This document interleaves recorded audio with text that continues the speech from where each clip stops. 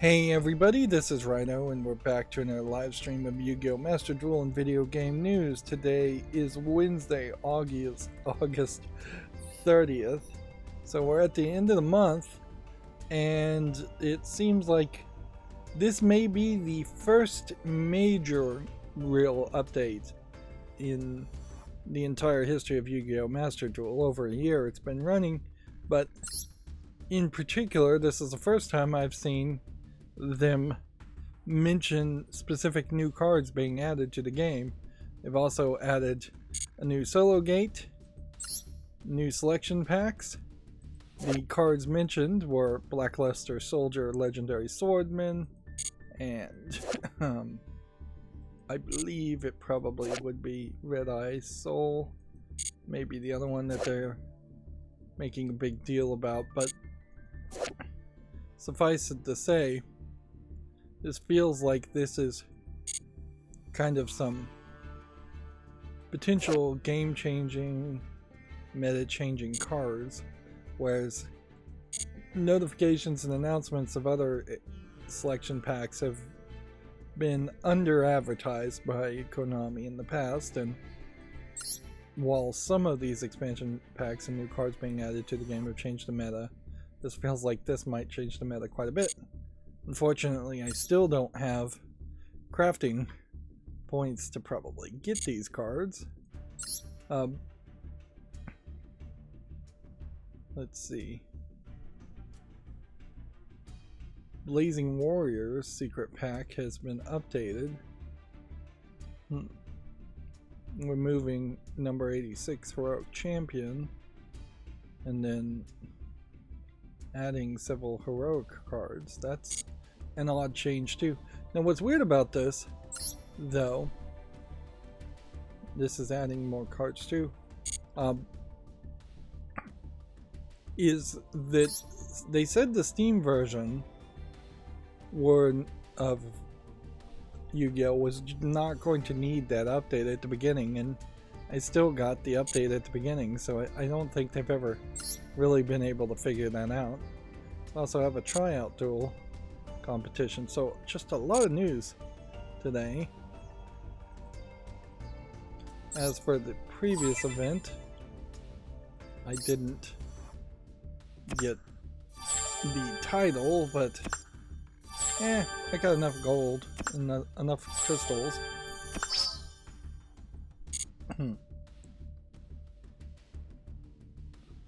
Let's see. Okay. Let's hop in here into the shop with the new featured section, and we'll jump to accessories. So there's one protector for 100 gems. That's new. I don't think they even really mentioned that one. They now have an icon frame here, which is 30 gems, and this may very well be a more animated icon frame, although ones before, labeled deluxe, are animated, where this one doesn't seem like it actually is animated. And then a card case for 200 gems. Basically just wasting a bunch of gems in general. So, yeah.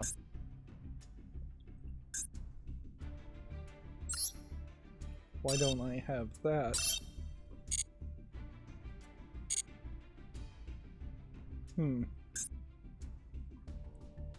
So maybe it would benefit me to let's just start at recommended and scroll all the way down. That'll move me through everything. So we have a free pool here to deal with.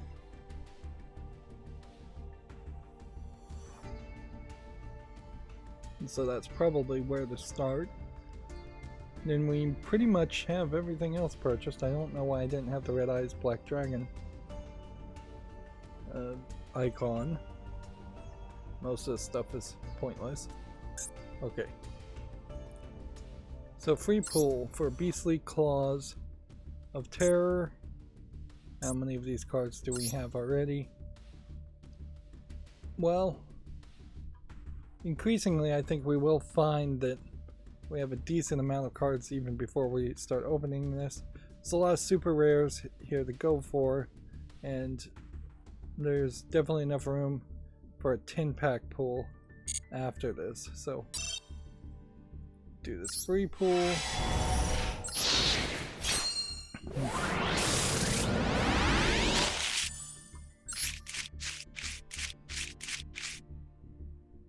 Nothing new there. Grab a 10-pack. And what we're looking for on this would be, we're looking for one ultra rare.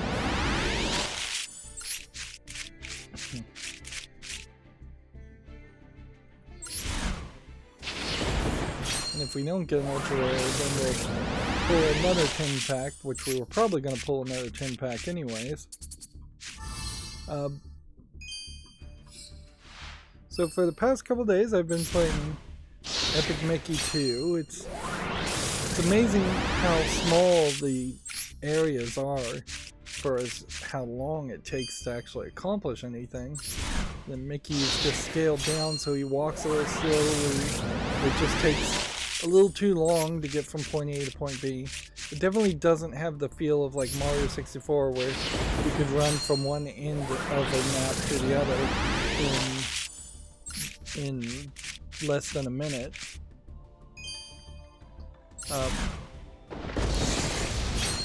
And there's definitely some weirdness around Epic Mickey 2 with some kind of Five Nights at Freddy's animatronic elements. If anything, it kind of feels like it's probably more inspired in part by either American McGee's Alice or American McGee's Alice Madness Returns, and possibly Beyond Good and Evil with its photography mode in a small part. But it just feels very weird to have Mickey Mouse and Oswald the Rabbit involved in the project at all. It definitely feels to me like it should have been, if anything, a Who Framed Roger Rabbit series, because then you could have a bunch of old cartoons and unimportant cartoons show up, particularly when one of the main gameplay mechanics in Epic Mickey is paint thinner to make things disappear. So we didn't get any ultra rares, so go ahead and open another 10-pack. Ultra rare, 2 ultra rares and mini super rares here.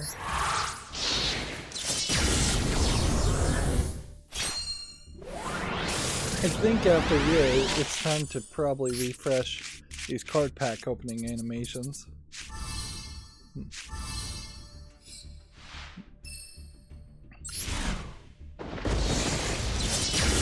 The problem, though, is as we're approaching September in a day or two, I'm just not getting other things done, and I really don't have a way of getting around that.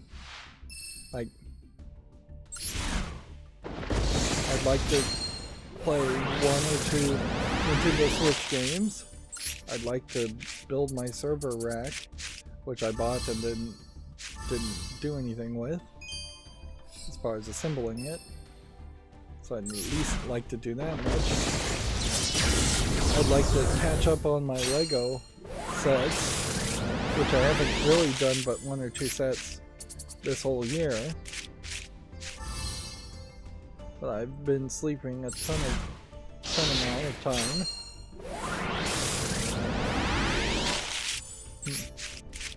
And that's eaten up any extra free time, and I've been watching a lot of streaming TV, which has eaten up a lot of time. If anything, I've got more into the habit of watching TV, where I've been pretty well out of the habit of watching TV for several years.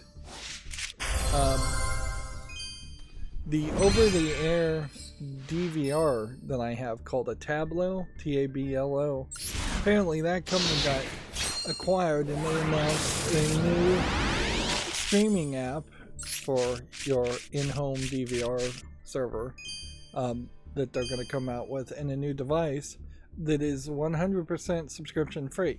Now, I think in part why it's subscription free is because they're probably going more down the route of like Roku, and there's just going to be ads in it in places. That is my concern, certainly. But in part, they may be making just enough money by adding free ad-supported television, what they call the fast channels, which have become fairly popular in the past year or two. So this new Tablo device may just profit enough from the element of ad supporting. That's interesting that you have this like big head chibi character. I haven't seen chibi art style in a Yu-Gi-Oh card.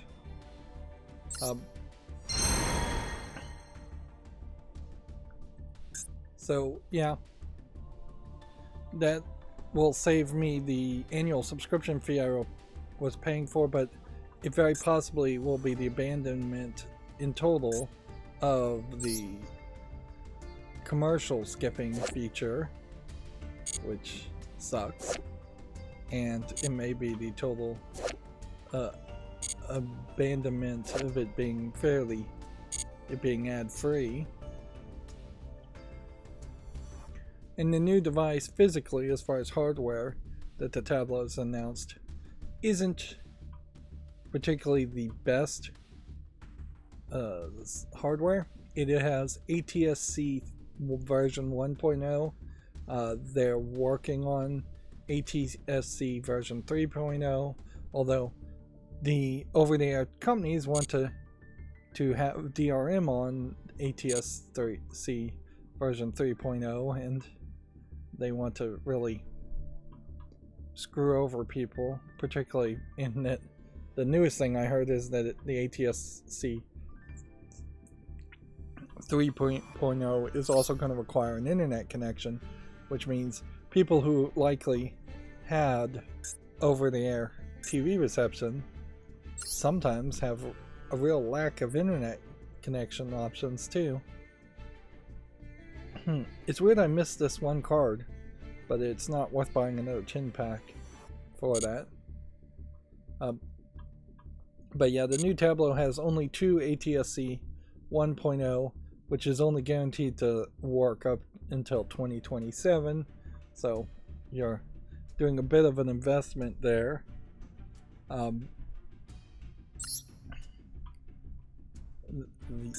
That might not work out for you. This is the new version of this card. I thought this was going to be limited to a certain amount of time. Apparently it's just been added permanently. Because there's another version of this. It wouldn't be a good candidate to open this pack. But I do have like 40 days on that one.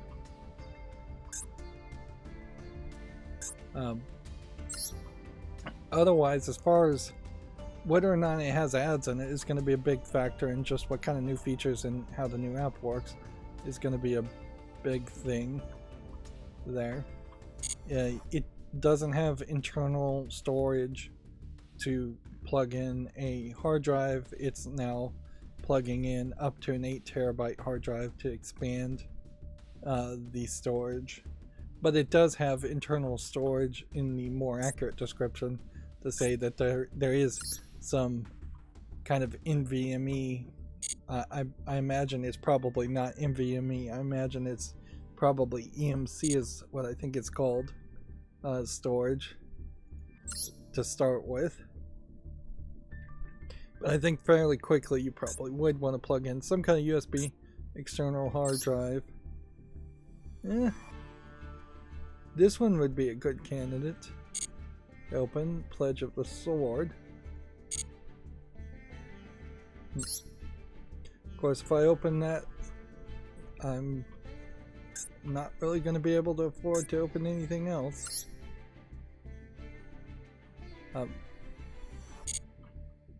The Tableau service in totality was about $80 a year as a service, so I mean, it's nothing in comparison to actually having cable, and it severely is going to come down to just how many channels and what the quality of those channels are in your over-the-air lineup.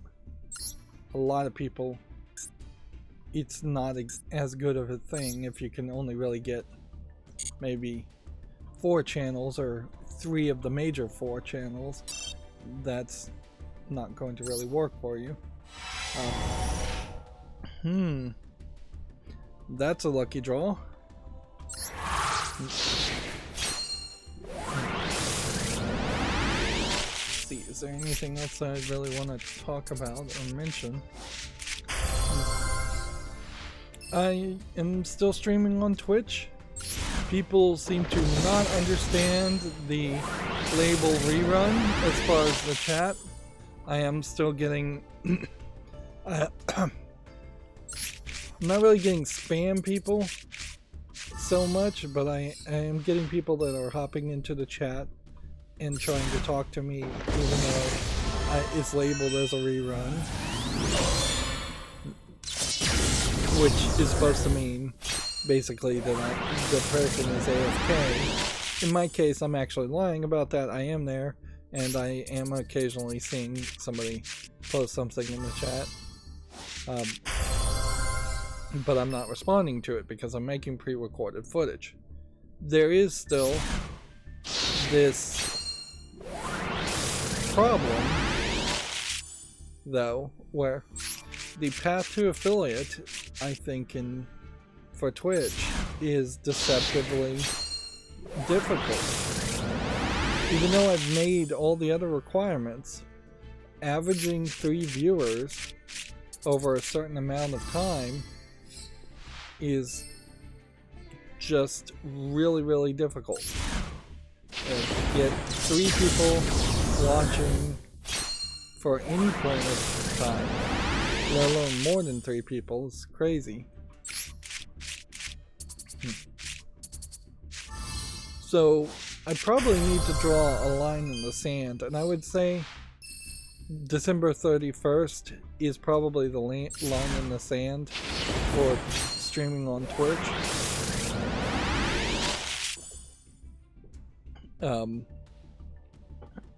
At some level, maybe I shouldn't draw a line in the sand and give up on it. Maybe I should just always stream to Twitch on pre-recorded footage. In the long run, that's not what I want to have happen. If I want to reward somebody with early access to footage, it wouldn't just be random people on Twitch. It would be people through Patreon or through members on YouTube, which, by the way, YouTube finally has said that they've started to roll out that lower path to the YTube, the YouTube Partner Program, which excludes ad revenue and basically means that you could not really make any money without that. And even at that, though, the lower requirements are still something that's fairly too high. Particularly for me right now, I just am not airing enough content to average enough watch time in the periods that they want.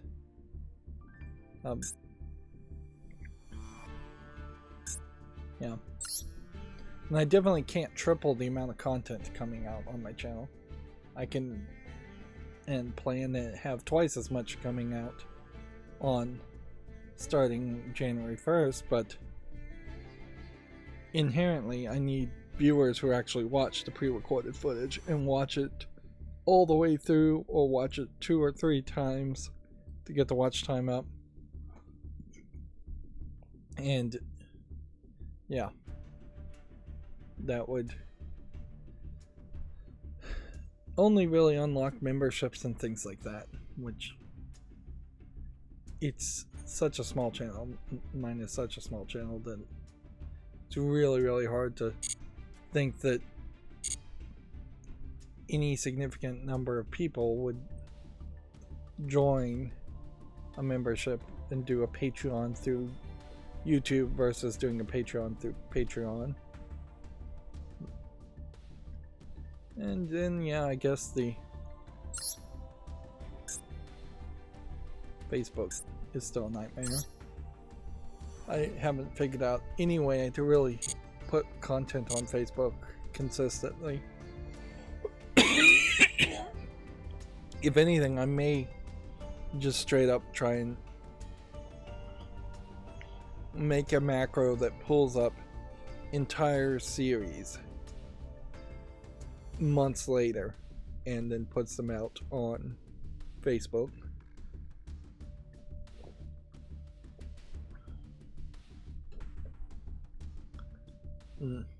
Because of Facebook's 29-day limitation, where you can't schedule anything ahead more than 29 days. It really didn't say much about Epic Mickey, but it definitely is not good enough. I would definitely want to see a much better experience. Alright, so this would have been a good candidate to open. Astral Trinity of the Gods, if I could pull that off. But I'm kind of out of gems. I need to get...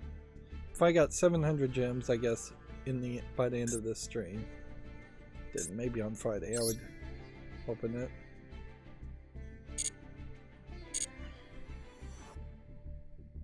Well, that's more than enough to start off with. As far as this, we have 40 days to deal with this, but we'll have to remember to come back and look at this. This is a very good candidate of cards to open, although notice that they have kind of changed the rules on us now, in that we have 85 cards included in this pack as a normal pack, whereas selection normal packs in the past had fewer cards.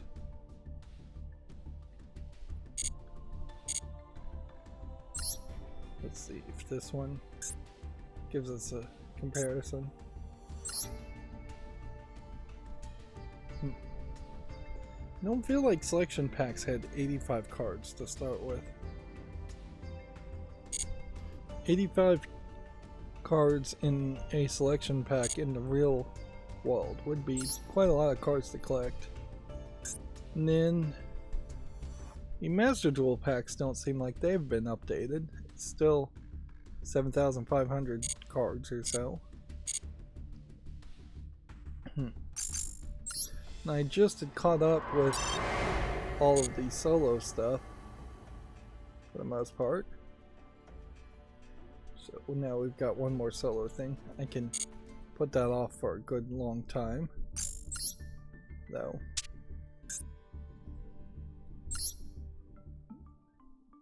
Let's dismantle all the extra cards and see what that does for us.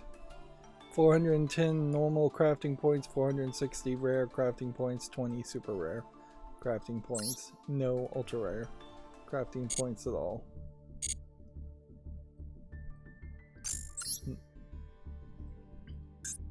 So yeah, this dark and light ended, and dark won, which in all fairness, more people would overall want to play Dark Magician. You can see there is a 5 here and there's a 0 here, and I believe that's a 6 and that's an 8. So there was just a considerable difference in people playing as dark versus light, and I imagine in part, it just defaulted all players to dark, so a good percentage of people probably never even knew they could switch to light. And as far as my own BSP, I didn't get to 2000, so I didn't win the title. And I only got to 9300 on the medals, so I would have had to win 2 more games to get to this, then 2 more games to get to that point, and I just didn't put the effort into doing that, which puts me in a weird position. I guess that means today, how do we play without playing ranked? Casual match.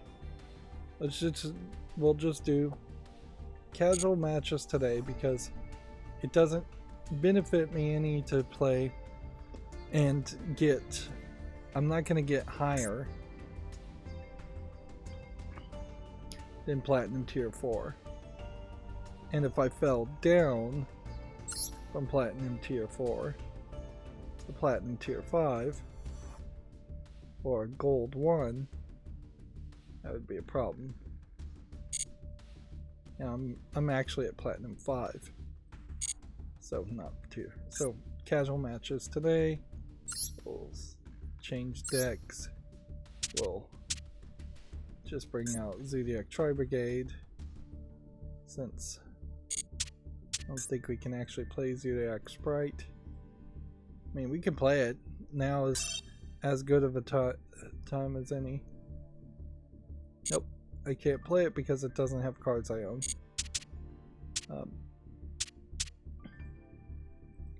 We could potentially try to play Tier Laments, but Tier Laments, apparently the rules have changed on this too.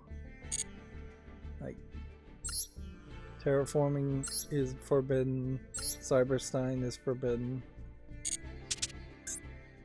Can I play this deck? Yes. So, we can go back to Zodiac Tri-Brigade, or do we want to goof around and do something else? We could play Flow Wander, and we could cycle through decks on some of the other ones. Sure. Nope. This one is limited in the number of cards. Is there something that's just like really changed on the rules, or I don't know. Feels like maybe some rules have shifted fairly drastically. So it may be a whole new meta where Zodiac Tri-Brigade might be back into playable condition next season, tomorrow.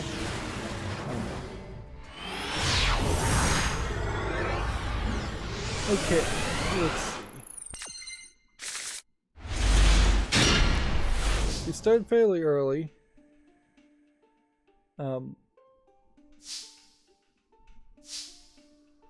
So probably just want to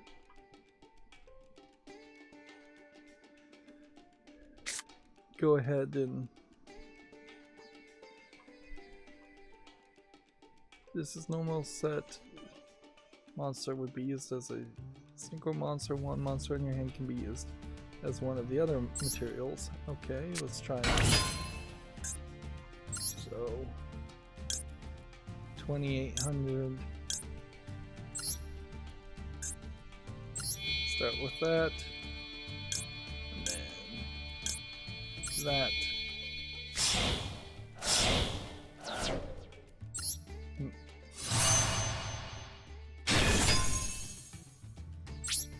Then end the turn.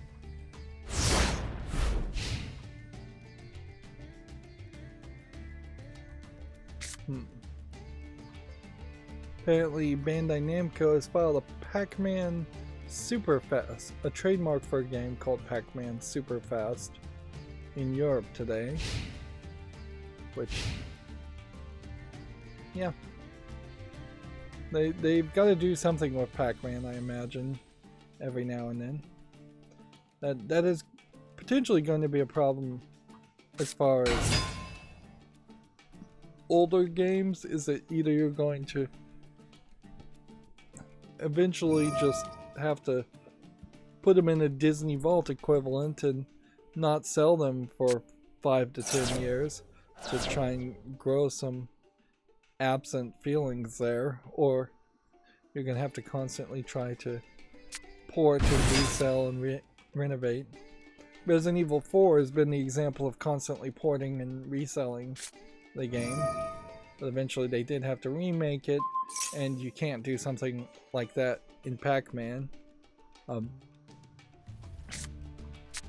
just don't really see a way you could make a modern Pac-Man game look much different than a Pac-Man game made a couple years ago. If you go super 3D, it's not going to feel like Pac-Man. If you add a whole bunch of crazy hyper-realistic textures, it's not going to feel like Pac-Man. The premise is so simple in a game like Pac-Man. All you can do is potentially just try and put out new levels or faster gameplay. It's a little surprising that they didn't try to do some kind of Mario Maker type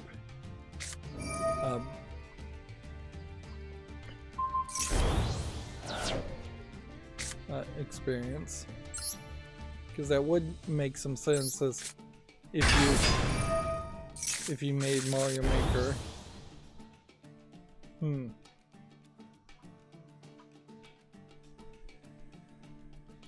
Well,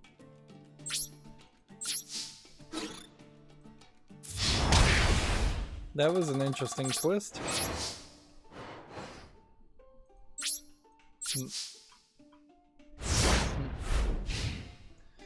Video Games Chronicles says that Lara Croft is coming to Call of Duty as an operator in September, which on one hand highlights that Call of Duty is not really serious, but on the other hand, this is yet another instance in which Lara Croft seems to be back to the green tank top and the hot pants and the dual guns. Although I would say the face and the hair feel a little bit different compared to the rebooted Lara Croft. But yeah, if anything, I would say this face and this face feels fairly different. This, maybe it's a lot of the doing with the shadows, but this hair feels darker, or maybe this hair is a little bit too blondish or light. But yeah, it definitely seems like that is the Lara Croft. Interesting, we got a connection failed there, when I seriously doubt that's what actually happened. Too many people cheating in Yu-Gi-Oh! It seems.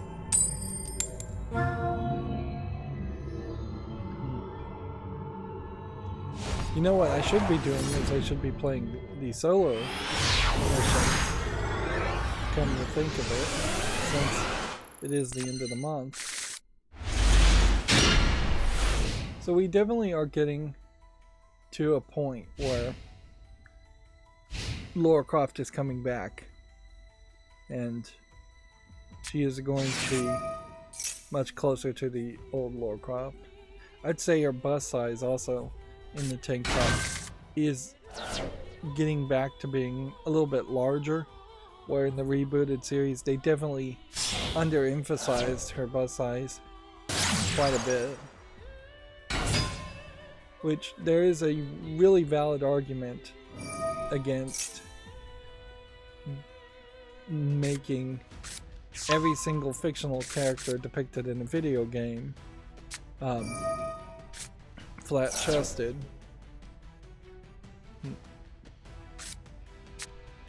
Because that's not really embracing a diversity in sizes, and there, that is arguably a problem.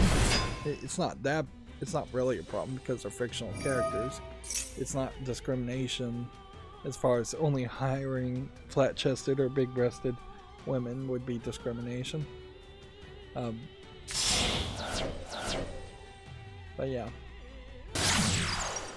you can't be like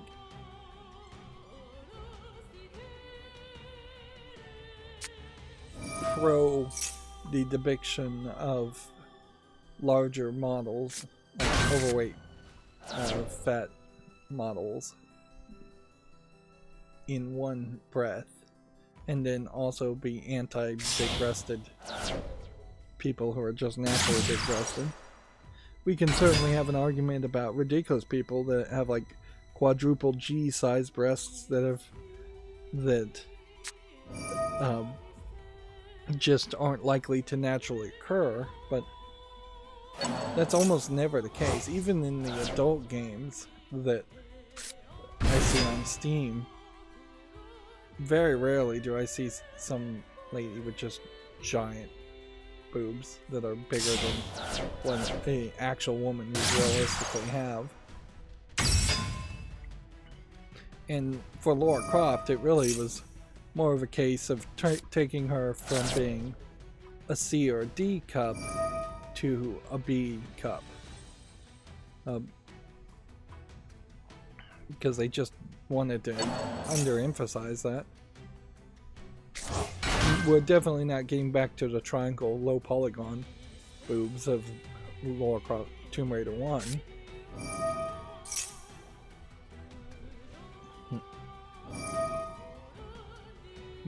I am definitely personally more of the opinion to celebrate boobs than to in all their diversity than to complain about them.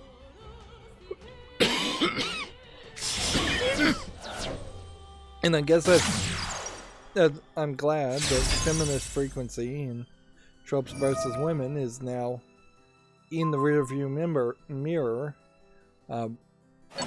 because that was one of those type of arguments that feminist frequency would have tried to make.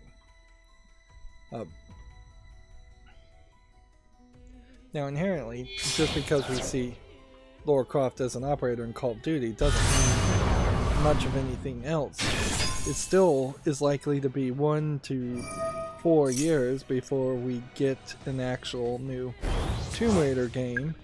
It's going to come down heavily to just how quickly can Embracer Group create a Tomb Raider game, and the history of creating Tomb Raider games quickly has not really paid off well.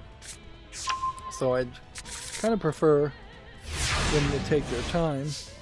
It'd be better if they announced a new Tomb Raider game and said it's coming out in 4 years than if they just surprise launched one in 3 years, and 2 years, and 1 year. Okay.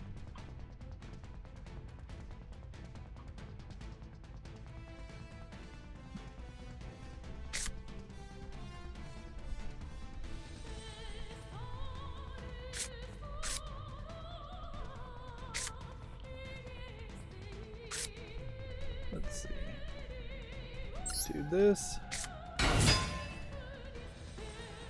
During your main phase, you can send one zombie monster from your deck to the graveyard.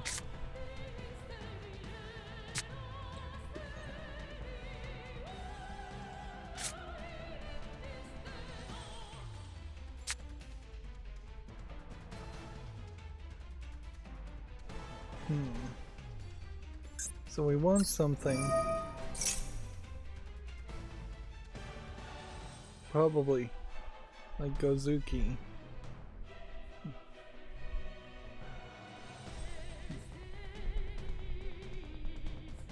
Or we want something very powerful.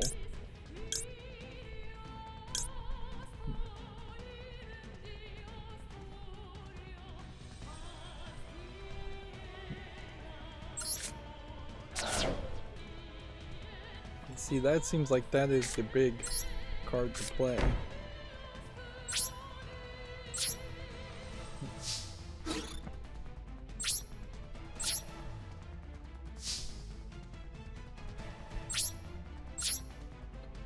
I'm not sure who linked to this. I think it was Xbox, basically, is working with this online therapeutic video game guide,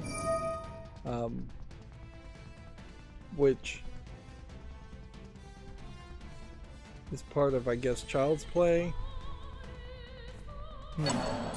It's weird because this is a curated list by researchers at Circana, a market-leading video game research firm in collaboration with mental health researchers at UCSD. I wish they'd spell out what that is.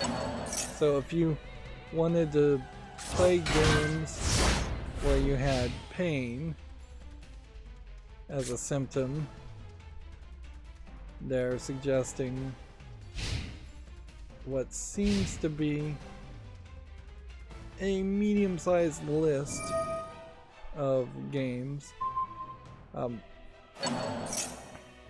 Castle Crashers Remastered, for instance, though, I just don't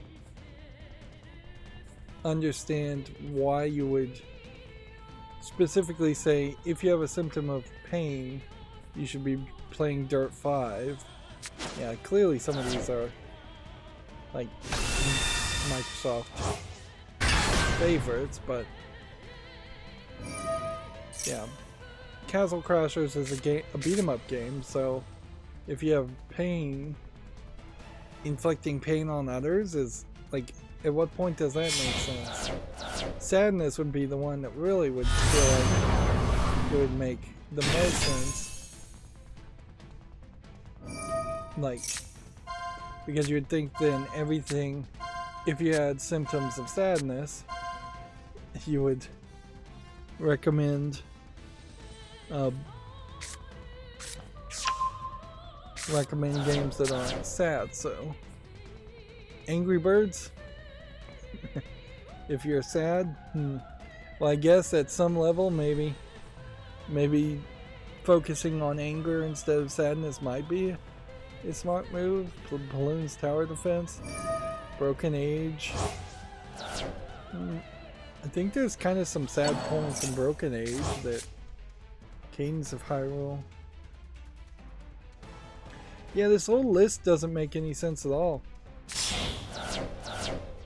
And see, if you think if there were boredom situations where your short-term stay or long-term stay, you might suggest some long-running Japanese RPG game like Pokemon might be a great example here, and yet they're recommending Lego Dimensions, a very old and not relevant game at all.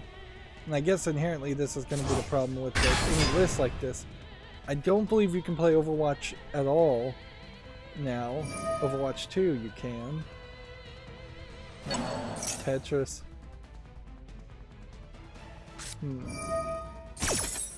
Let's look at cognitive impairment. That would be another good one. A Hat in Time. Probably not the best game if you have cognitive impairment. It'd be hard to recommend any game because that's a wide gamut of different kinds of symptoms there. But if you can't understand anything, having the Bastion main character talk to you, and this is also a pretty sad story depending on your choices. None of these look like they're super complicated puzzle games, so the Talos Principle, Myst, things like that aren't being recommended. But yeah, there's a big difference between potentially playing Fruit Ninja, which is just slice the fruit, and then playing Guacamelee, which is a Master Wrestler beating up people. Lego Batman, DC Superheroes, Lego Dimensions. Lego games in general, I would say, probably are fine as recommended games, but they really are taking a square peg and cramming it down a round pole. Playing pinball in general, yes, you can not understand what you're supposed to do in pinball very easily and still enjoy your experience, but it definitely is better if you actually understand what you need to do to activate multi-ball or get the specific shot you're supposed to shoot.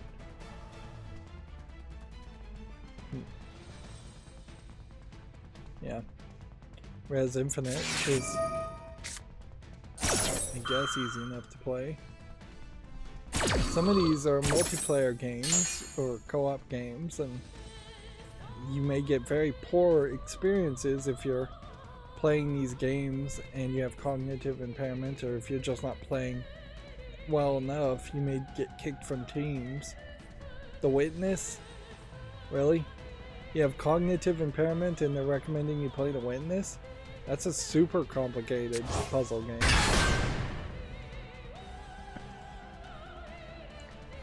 So, yeah. That really sounds like a whole bunch of malarkey. And that is the problem with a lot of this, is that there are, Xbox in particular is trying to get good press by recommending things that just don't make any sense. So their general categorization here says pain means they're recommending games that distract players from physical pains and symptoms of chronic conditions. Best game for these categories are easy to learn mechanics, rewarding short game sessions.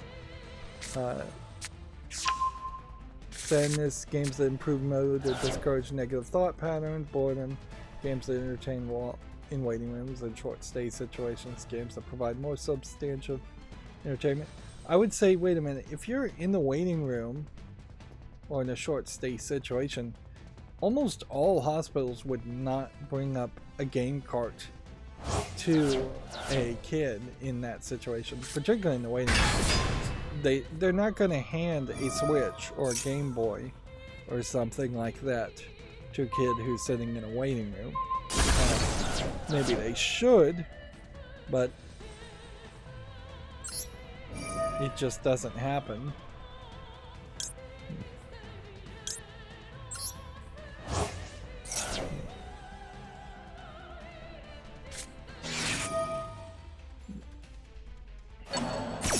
Long-term boredom, yes, can be addressed, and you would see a game cart given to kids in that case.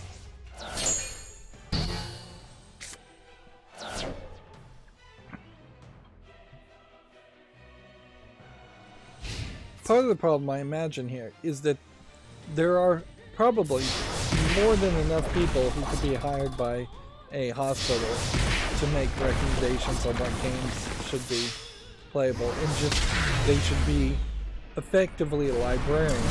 You take note that while there are gift shops in almost every hospital, there is not a single hospital I think I can think of that has a library, which is really what should be happening. Is that we should there should be libraries for books, magazines, crossword puzzle books, things like that, puzzle books. And in that, there should also be a section in the library that has video games. And then there should be a librarian that basically goes up to the kids and takes orders or pushes like a cart, which would be a sub-selection of video games, to the kids. But I definitely wouldn't say follow this list. This is a nonsense list. It feels like it hasn't been updated in a long time. It definitely doesn't feel like people are engaged with this. It's not the ESRB or ESA, which is the parent company of ESRB.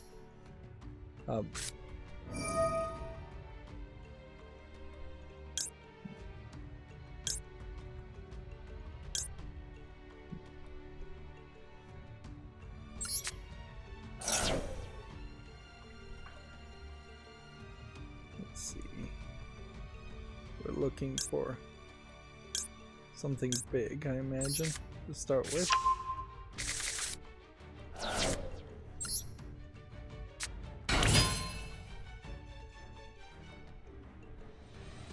Could have probably special summoned that.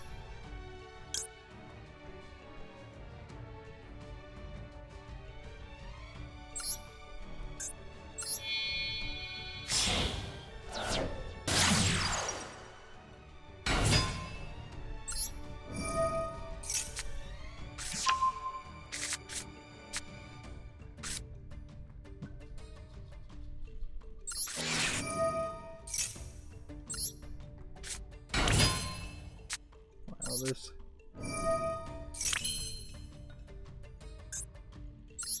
seems to be working nicely.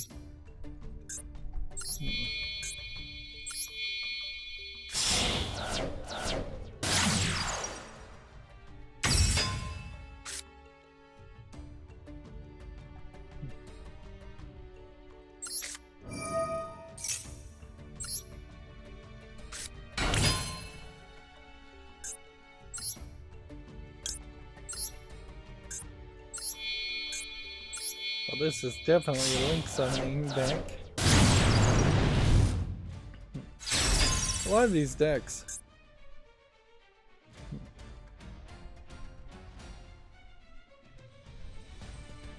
are things I never really played.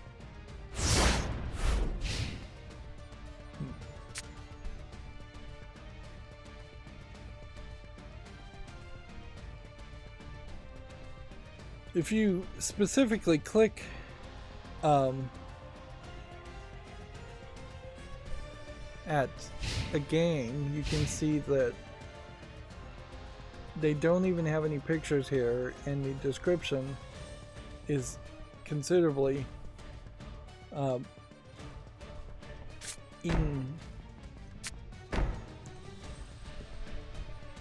insufficient.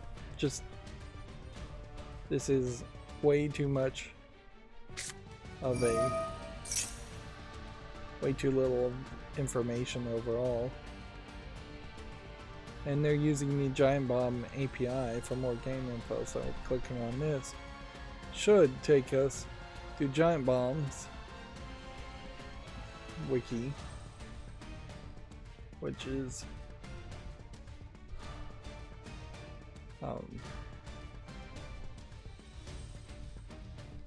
like the probably best API wiki to use, but even clicking on that, you're not really getting a lot here.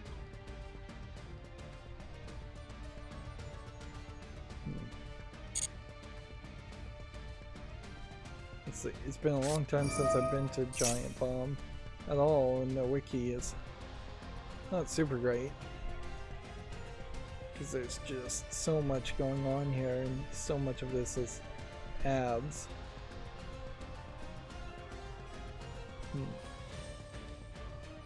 And I seriously doubt any hospital worker would be able to figure out everything that's going on here.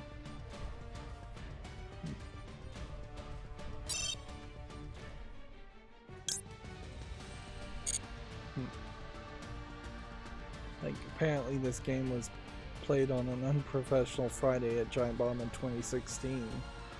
So, 7-year-old footage for iDarb.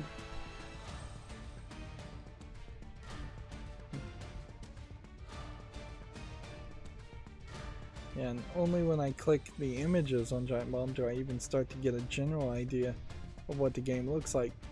And screenshots of the game would be way more helpful, and clicking them linking to a Steam page would be way more helpful if it had a Steam page.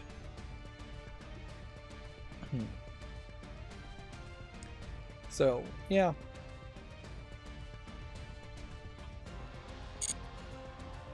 I can't really agree with that one.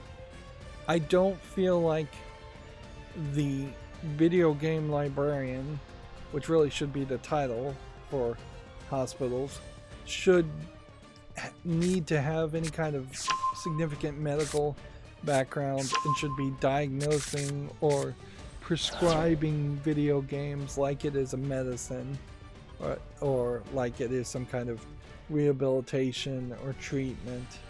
Um, even in the case that they say these are mental health professionals who pick these games, they have done a very poor job, in my opinion, of picking the right games and or just keeping the list up to date in any way.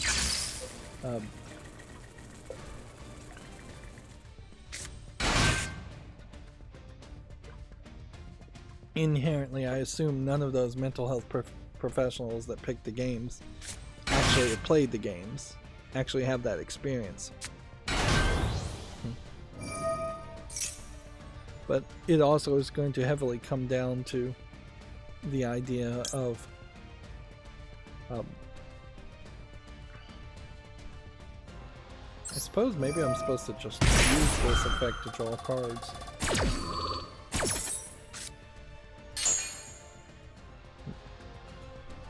I could have just been drawing cards this whole time. Yeah. It really takes a fairly detailed understanding of the kid, their age, their mentality, before you should make any kind of suggestion for games. Otherwise, it's going to be fairly flippant. I can generally say Lego games for all. Like, there's a very consistent level of quality, not being particularly good for Lego games, but there's nothing really offensive in any of the Lego games. I can generally say, yes, Mario games are the kind of games that nobody's really going to complain about kids playing. But once you start getting to the teen plus ratings, once you start getting to the M for mature games, which is the vast majority of games, then you're going to need to know the age of the kids and the mental age of the kids. I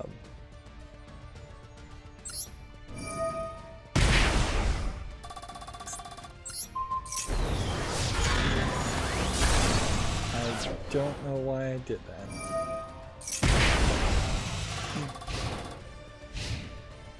That worked completely against me.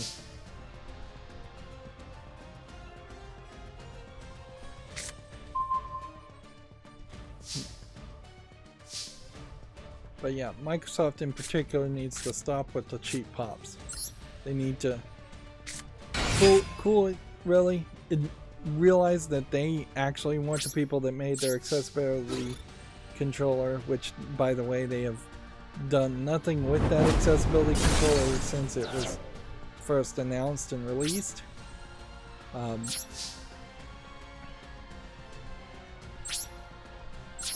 They need to focus mostly on software.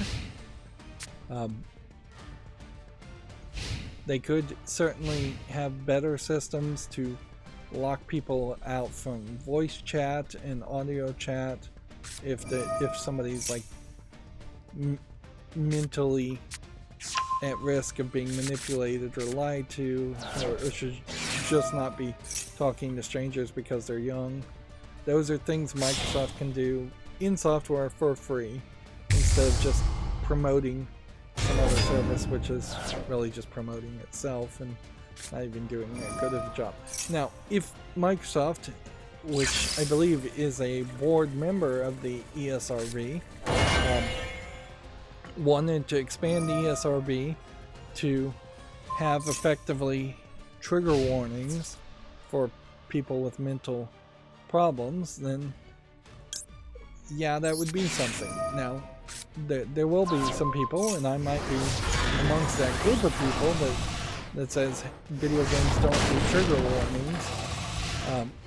But in all fairness, nobody pays that much attention to ESRB labels in the first place. So if there are trigger warnings for suicide, which I think may already be a thing that's mentioned for some level of ESRB games, that'd be fine. Suicide, sexual assault, violence, things like that. Violence against children, violence against animals. You could get into some fairly deep categories if you wanted to do that. But even if you had went down that path, you really still wouldn't be able to prescribe specific games to people that have depression or long-term pain or anything like that.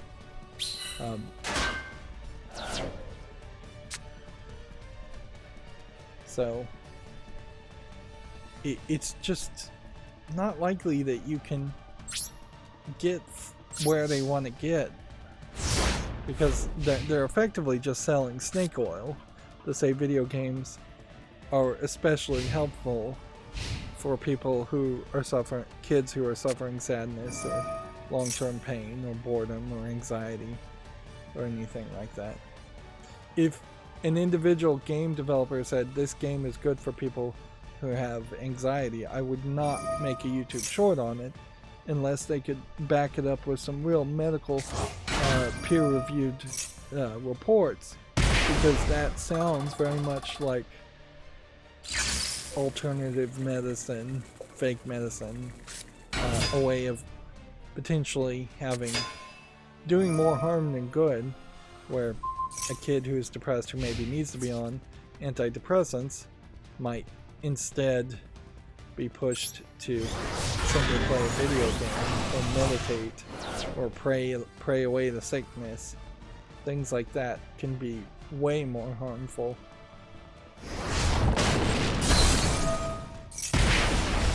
Moving on to another topic, we have a cosplayer here doing Antler Ryza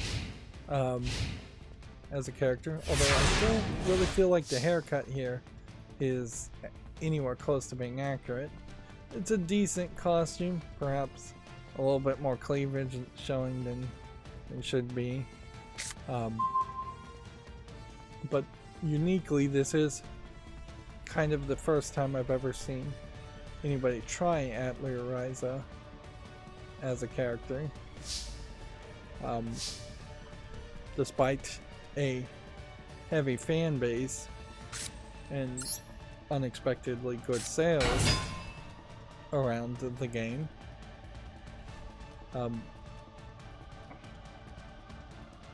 just don't think they have, that character has been around long enough for there to be a lot of cosplayers. Plus, the Antler series in particular has so many characters come and go that it gets kind of difficult to, I imagine, cosplay any of them.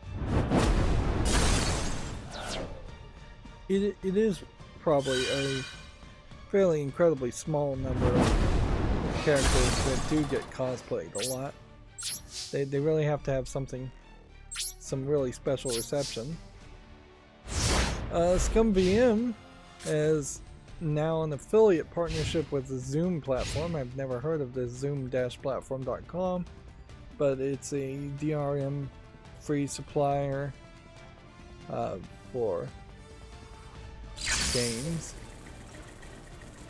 They will receive a small amount of money to be used for web hosting and other expenses.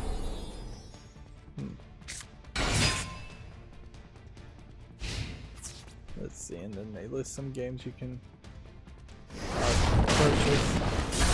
They counted 25 games supported by ScumVM, which, yeah, okay.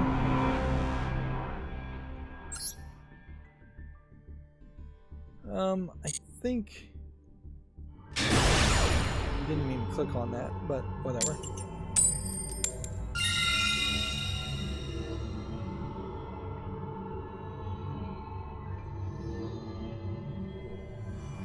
Yeah, ScumVM does kind of need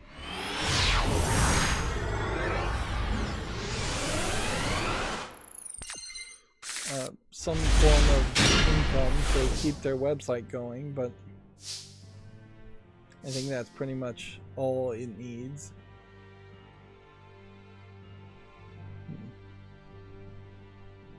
Did want to check the list here because there was Escape from Monkey Island.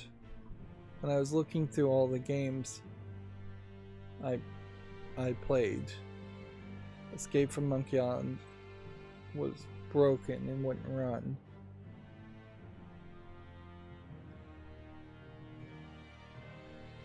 Another thing that crossed my mind while I was yesterday. I was thinking about it. Is I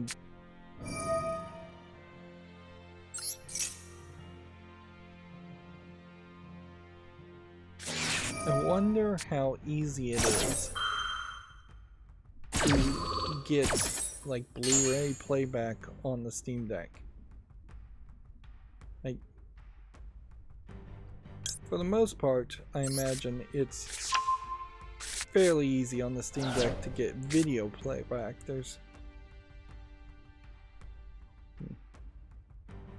That's not asking that much, but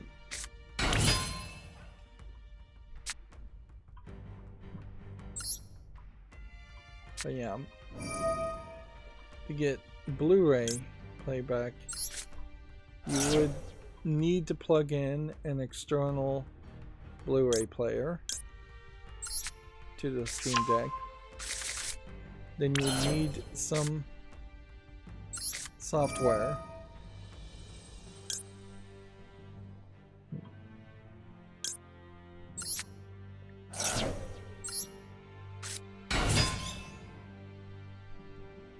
Yeah, and I don't know what that software would be.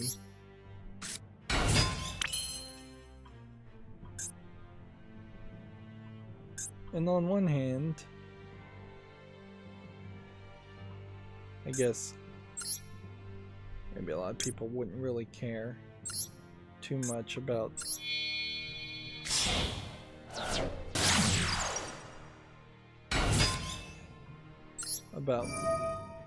Blu-ray playback, or because you could just rip some Blu-rays and have them on your Steam Deck, but then that would take up extra space, certainly. I wouldn't be surprised if not that many people have thought that far ahead with it.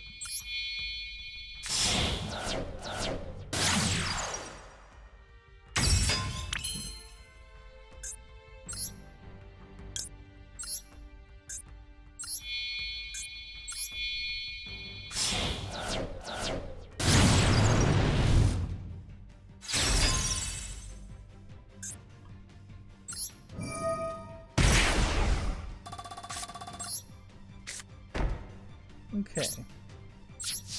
Well, that's the first setup.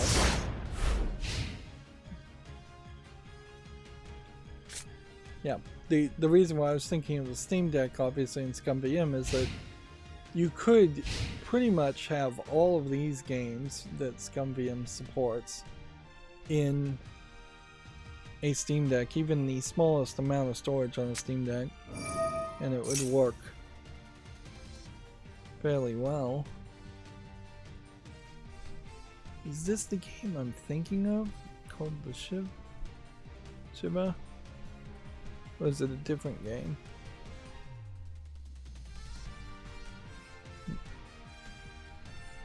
Some of these versions, like 7th Guest, is probably not the most recent version of 7th Guest. But yeah, you could have all the ScumVM games set up on a Steam Deck, and that would be a nice collection of games. A lot of them, like the Freddy Fish games and the Humongous brand games, are very kid-friendly. The rest of them fairly teen-friendly. Very few of them approaching anything that you would call like in for mature. That being said, they all are mostly point-and-click adventure games, which isn't really a style that most people would want to play. And a lot of these are really old games. Myst is like the first version of Myst. Maybe Myst 3 Exile can be played with the ScumVM engine, although Myst 3 Exile also just runs and launches from Steam if you buy it from Steam. Inherently, a lot of these games would run well enough without using the ScumVM engine to launch them and emulate the software. Plumbers don't wear ties, I guess, is an adult game to mention. So, yeah, I'm not seeing Escape from Monkey Island here. Maybe because I just scrolled past it. Really don't have time. Okay. Yeah. There it is. Escape from Monkey Island is bugged. The game runs but may crash or have major graphical audio glitches. May not be playable all the way through. So yeah. Doesn't seem like there's been an update or so yeah. I was accurate in labeling that as buggy. Wait for a ScumVM update. That's exactly the case.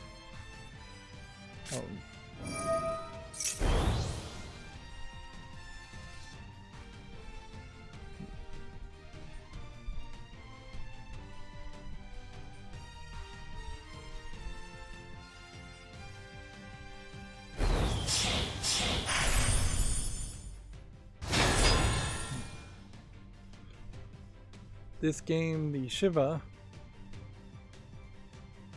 is not the game I was thinking of, but it is a game I own.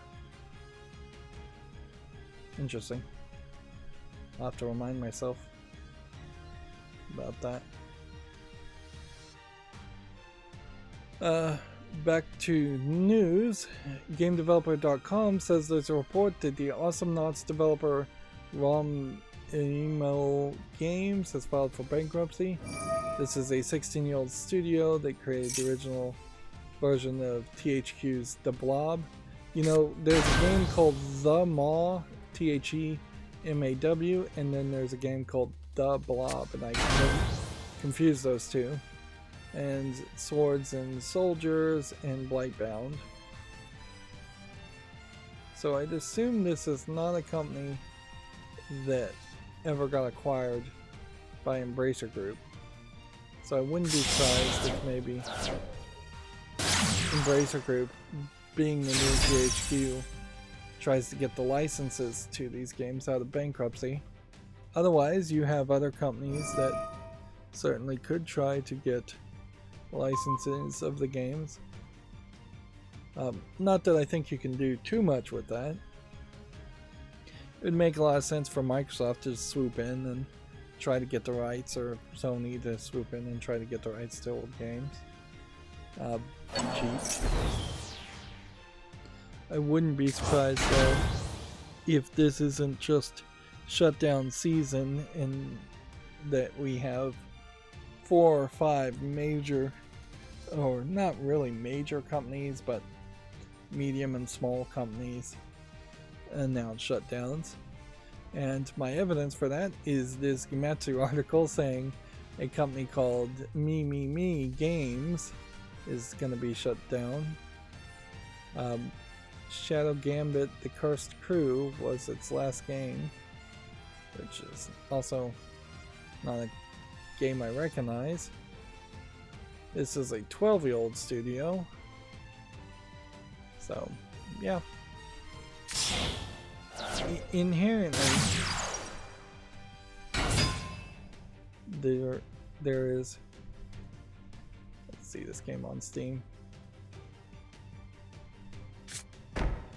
Should I rush to potentially buy this game if Me Games is going to be shut down?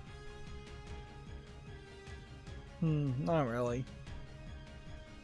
Because what's the point? Like, I rush, I buy this game, I own it, then it's not available for purchase, and then I'm just covering it like I was covering a Telltale game, in the sense that it just doesn't matter.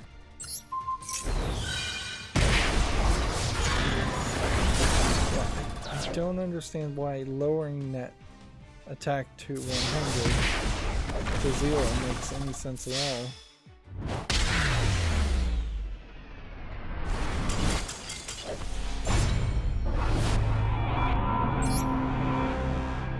So what I wanted to do was come out of that. And none of that counted. Wow. Because of casual games. So I'm just wasting my time doing all that. Let's see. Ritual, summon XYZ, summon 3 times, win a duel, fusion, link summon. The move is to come in here and play solo.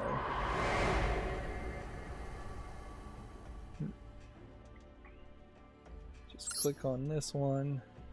Hop in. Click on this.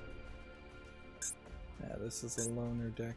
I don't want to play a loner deck. I want to play Zodiac Tri-Brigade. So I can get through that quickly. I hope I have things left that require Zodiac Tri-Brigade. That does. Let's look and see what else Mimi Games made. Well, or published. Shadow Tactics, Desperados 2, 3, Shadow Tactics, The Last Tinkerer, City of Colors. If I had infinite money, if people wanted to support me, yeah, I could see asking people to like gift me each of these games or just buying it myself, but it does very much create a weird situation to even bother to try and own the games when they're soon to be under new ownership. Yes, on the other hand, though, you buy the games now, maybe they would come out and be resold and be more expensive, but then they might also come out and be remastered for the same price. Games tend not to disappear these days as easily, and if they do sail the pirate seas, is a fairly valid option in my book if that does become the case.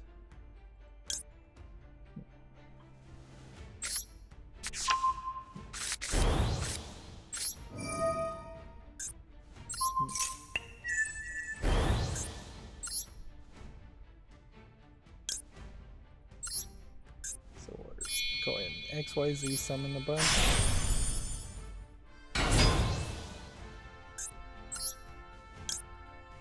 This point.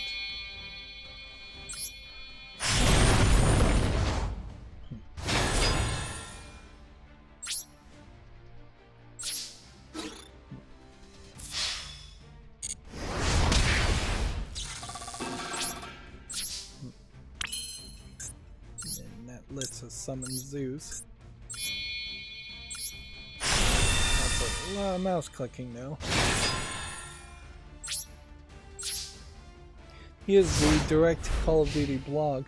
It does highlight a significant difference in just color palette alone with Warcraft here. She's showing a lot more skin and a lot brighter clothes compared to these other two operators that they're highlighting. Mace.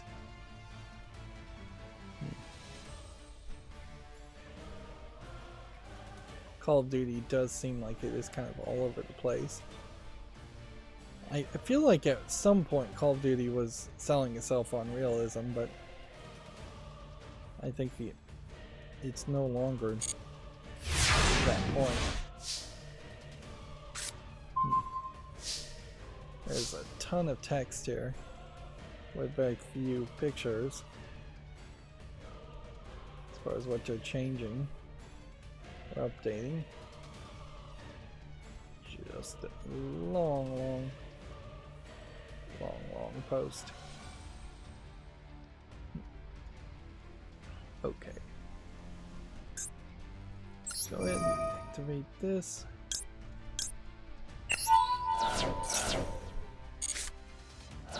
Activate this. Can we win in this turn? Is going to be the question to ask. Summon that. Activate that. Summon that. By discarding that. That does that. Then activate that. To summon that. Then we activate 3. Taking those 2. Putting that there.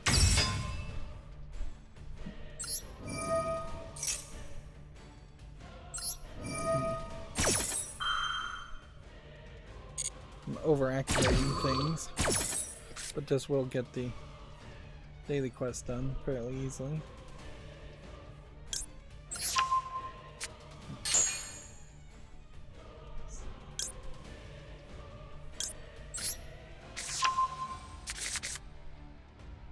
Okay. Now you take this and this.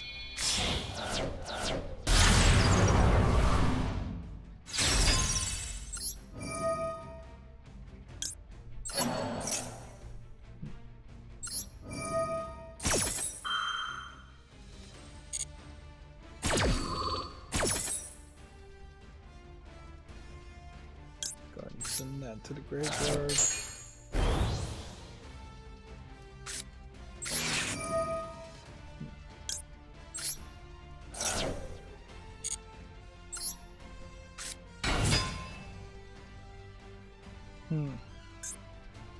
I guess I somehow don't have enough in here to summon anything else, but whatever.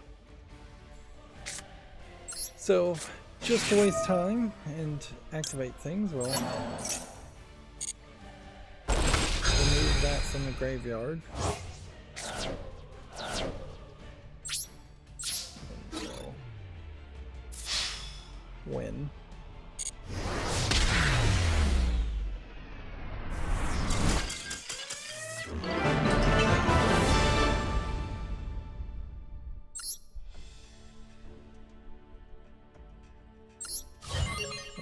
That clears that. Did I need to play one game in solo player mode, or did I need to play 3 games? See, that should have cleared several things on the daily, and yet none of that counted either. I need to duel 2 more times in solo mode. And then apparently I'm just gonna have to play a ranked game and win, or I'm gonna miss out on 40 here. You can't re-roll any of this. And see, this may just be a matter of minutes or hours before this all cycles through anyways.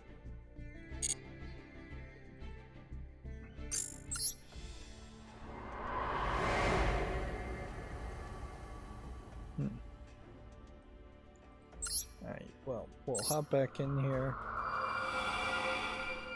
and then we'll, yeah, we won't play that one. Let's move over to this one. More of these later elements probably do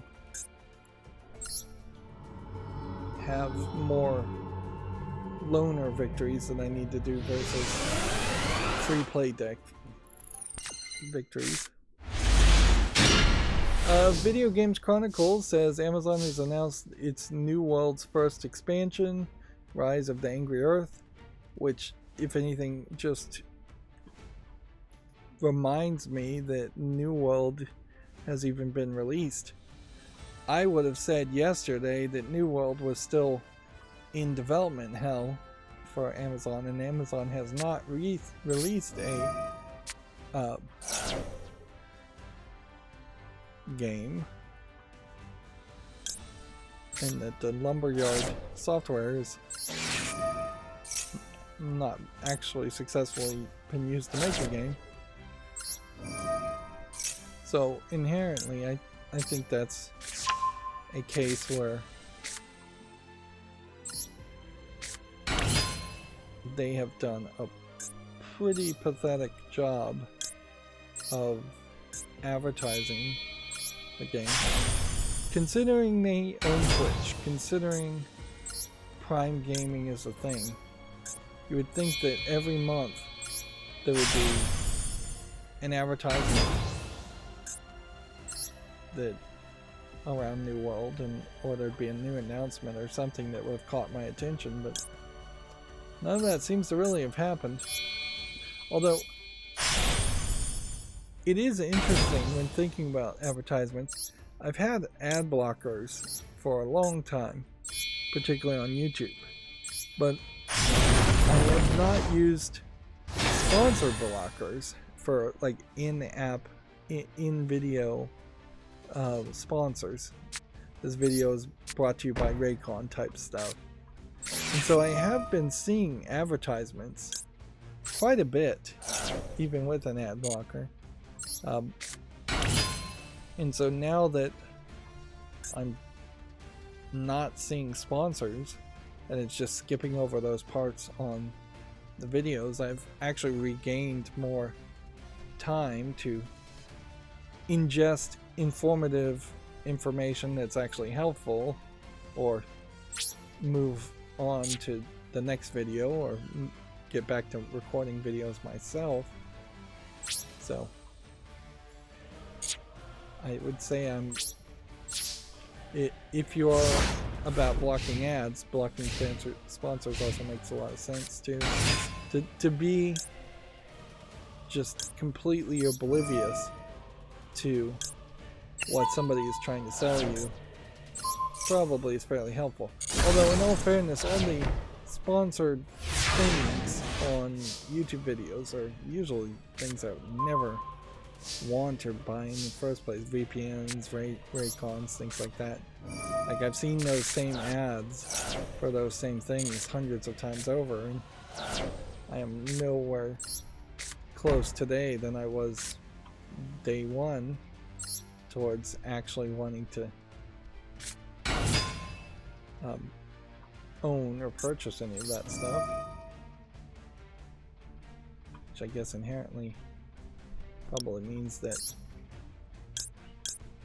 the ads are very ineffective. Of course, that's what they say about Coca-Cola too, is that they just, Coca-Cola sells Coke by you remembering Cokes exist, not by its ads.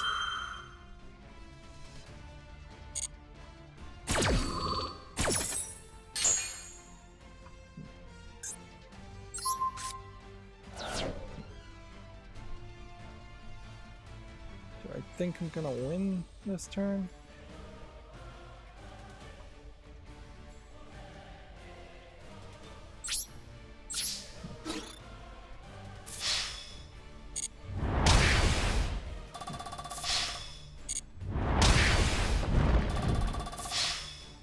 Could I have won this turn?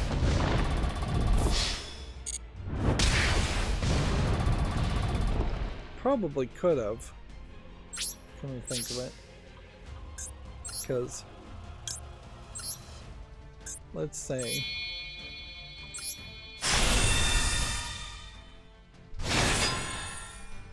I had summoned that guy, could I have gotten further with it?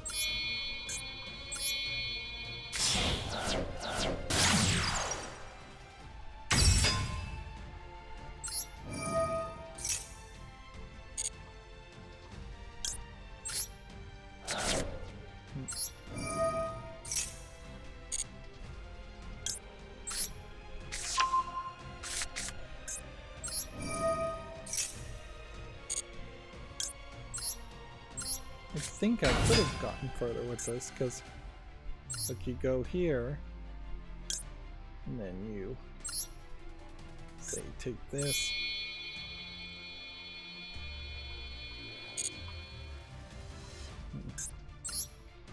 Put this. That only counts as one. So, yeah.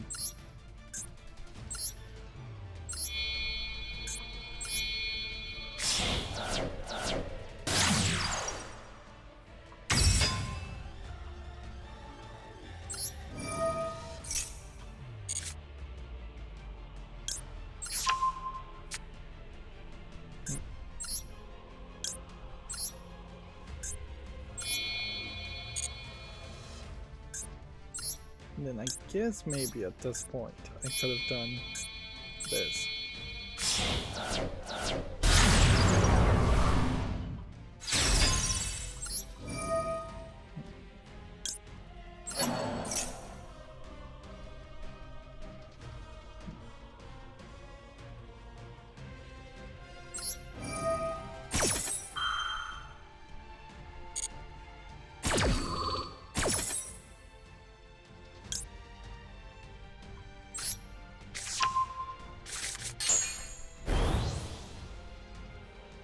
So yeah,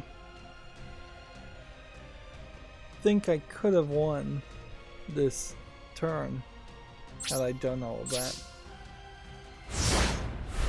We have a Damien on the chat saying hello, hello. Sorry, not paying a super large amount of attention to the chat today.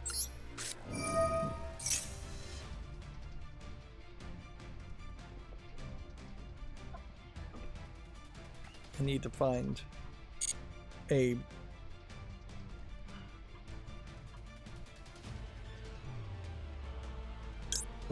quick way to play a single player game one more time.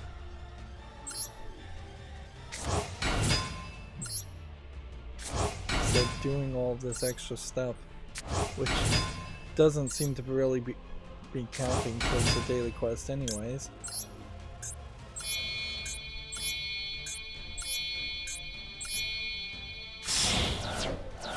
It is a little weird that there seemingly is a one-turn kill that I have not been playing in the Zodiac Tri-Brigade deck, considering how much I've been playing Zodiac Tri-Brigade.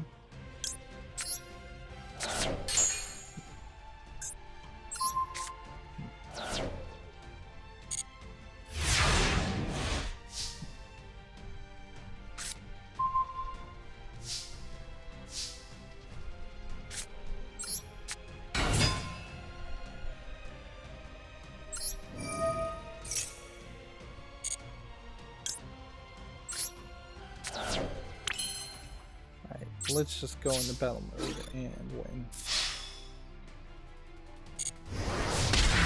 We don't need to overplay.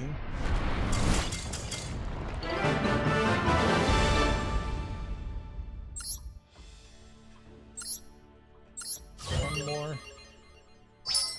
Done. From the solo mode. Let's hop back in here. Video Games Chronicles says Imagine Dragons has recorded an official song for Starfield. The official lyric video for Children of the Sky is available now. One would assume that this is actually in the game. At some point it will be patched into the game. It would be kind of weird to have an official lyric video. I don't know why you call it lyric video instead of music video. Though, yeah, and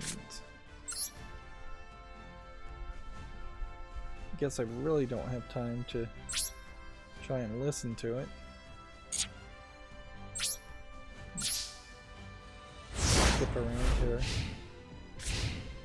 This is part of the update I made just a couple days ago where I could listen to videos as they're playing. I shouldn't show any of this though. Oh, I guess the point here is the lyric video here is showing the lyric. It's interesting they mentioned Destiny there.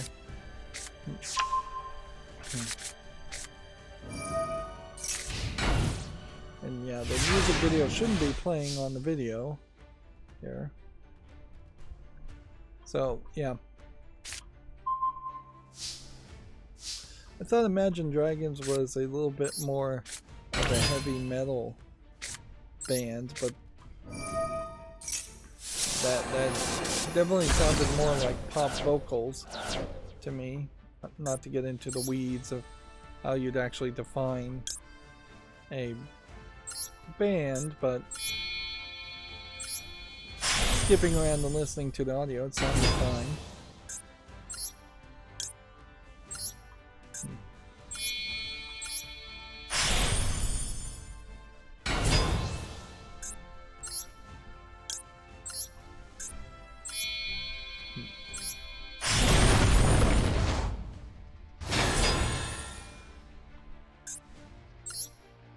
One more XYZ summon. Oh, it does actually say down here that they're US pop rock band. Which I'm not sure I really know the definition of rock anymore. Versus just generic pop.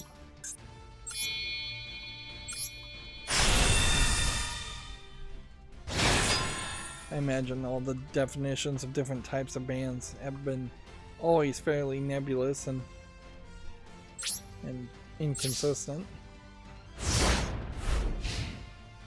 I feel like Pseudo51 has already said this before, but Video Games Chronicles says Pseudo51 would like to make a new Shadows of the Damned game, ideally with Shinji Mikami involved. A remaster of the game is currently in development.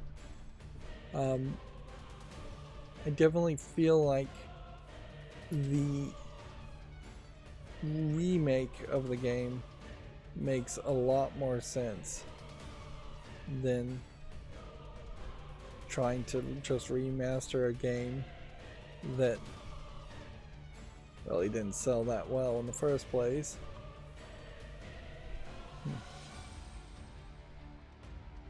This announcement video not really showing much.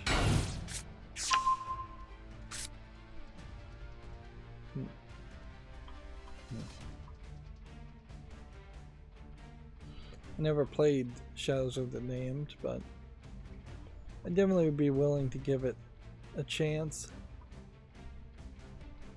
It definitely would have more of a chance if it was remade.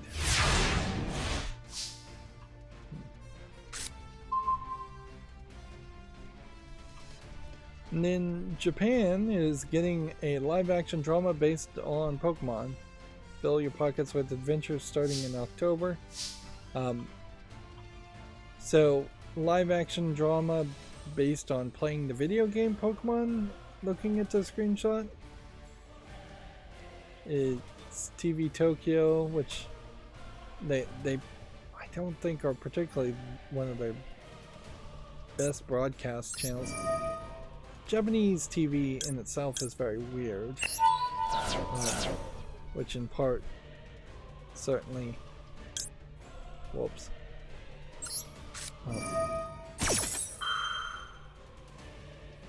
creates a gap which gets filled by anime because of the weirdness of live action content from TV, from Japanese TV. A lot of it, I think specifically from TV Tokyo, is more equivalent to like PBS style content, more arts and enrichment stuff.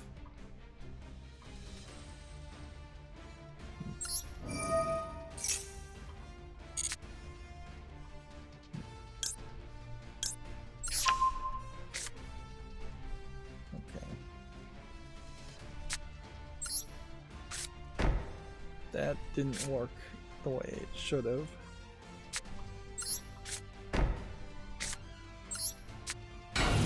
So this is going to take me an extra turn.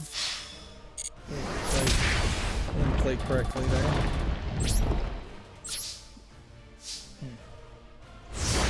The show is going to follow Madoka Agaki, a university graduate from a small port town who decides to quit her job at a seafood manufacturer and move to Tokyo to join a small advertising agency called Adventure. Although she's used to dream about living in Tokyo when she gets there, Madoka soon realizes everyday life isn't what she expected, and she starts to stress when she takes on a presentation that could result in the fate of her company resting in her hand. Then Madoka receives a package from her mother containing a Game Boy Pocket and a copy of Pokemon Red she used to play as a child. She starts playing the game and realizes it contains something that's important in her life. So it doesn't seem like she's going to be sucked into the video game, nor does it seem like the Pokemon are going to come out of the video game.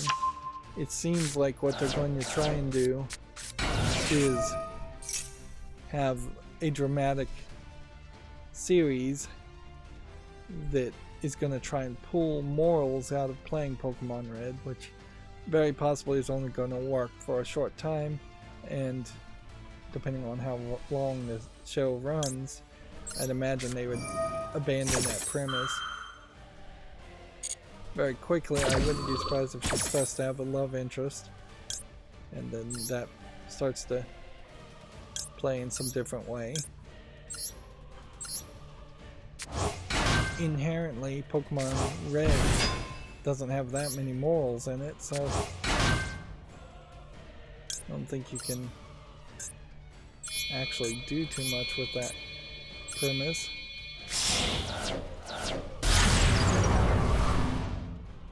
If anything, I was thinking it might be a drama around releasing and publishing the first Pokemon game set just as like a historical drama. Maybe there would be more of a gimmick you could pull off with that.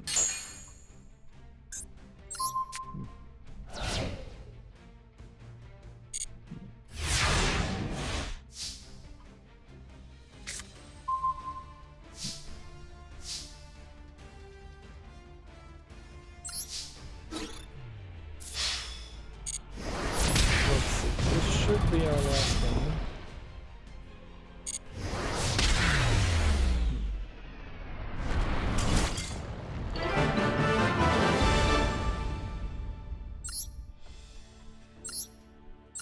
I really am past that point right now, though, where if I weren't trying to get a daily quest done, I absolutely would not be playing Yu-Gi-Oh! At the moment, and I'm not really paying a big amount of attention here. And there's kind of just no way to get this done, any of this, because if I go and play ranked, I might fall down rank. So I think the smart move is just to give up the 160 40 80 120 160 gems and just lock into the safety of being at Platinum Rank 5, because casual matches aren't allowing any progress. And then this is 12 days left, and we've got the last of the Battle Pass.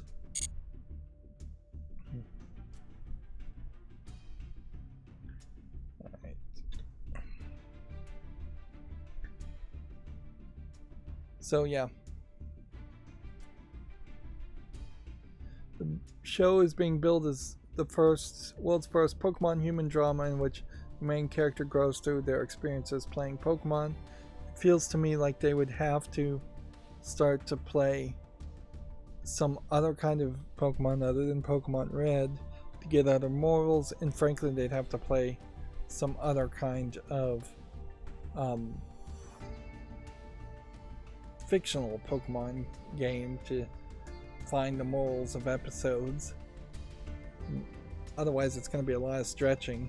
It's going to be, I worked really hard to catch this Butterfree, therefore I should work very hard to make this presentation happen.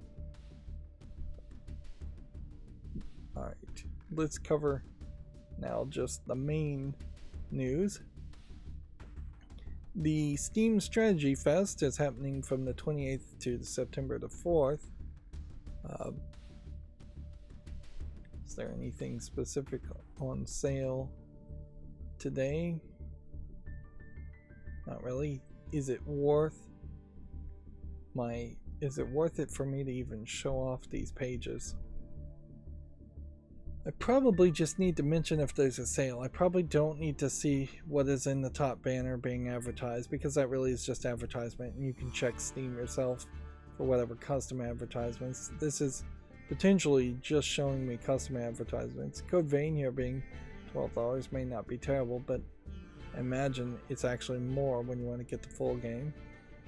And yeah, I did the quick look on Polybridge 1, so I definitely am not interested in Polybridge 2 or Polybridge 3. And it would be kind of a hard argument to even try and play like Bridge Constructor as a competitor to Polybridge. If Bridge Constructor held my hand and explained the mechanics a lot better, I would see an argument to giving that a try. As far as the Steam Strategy Fest, we have rewards again of stickers. Interesting. I actually noticed I got a booster pack for badges, and I haven't even looked at like the badges and things that I've been collecting in months. Most of these strategy games are fairly far from things I want to play, particularly the 4X category of strategy or the space categories of strategies. But there is a wide variety in strategy too. Yu-Gi-Oh! Master Duel being considered a strategy, Marvel Snap somehow being labeled as a strategy with a tag of strategy. Marvel Snap, I guess, has a little bit of strategy in the deck building, but it's very minimal. Almost every game has about the same amount of strategy as Marvel Snap does. Balloons Tower Defense 6 being labeled as a strategy game. So yeah, card and board, cities and settlements, grand and 4X, military, real-time, tower defense, and turn-based. You're casting a very wide net if you're calling all of that strategy. And looking at all of those games that they're recommending, the only one that caught my attention was King's Bounty, and the only reason it caught my attention is it looks like this lady is showing a lot of cleavage, which is not saying much. Ages of Empire games are on my wish list because there's enough name recognition there to justify doing a quick look on them at least. Magic the Gathering Arena is mixed reviewed these days. So yeah, I'll be coming back maybe every day if I remember for the rewards, but I won't be doing any actual shopping for strategy games.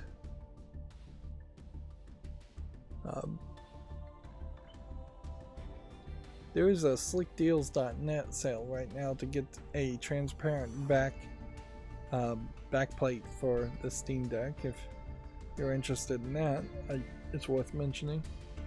I'm still kind of waiting for a potential new version of the Steam Deck to be announced with potentially major modifications in the form factor and or in the internals, which is very possible that would happen, but I wouldn't be surprised if it actually takes several years for them to come out with a new version. On one hand, the Steam Deck probably should just have a new annualized updated version come out almost every 6 months to a year. On the other hand, if they are trying to be a lot like a console, they'll keep everything the same. Let's go through the video game news, or Video Games Chronicle news. Let's see.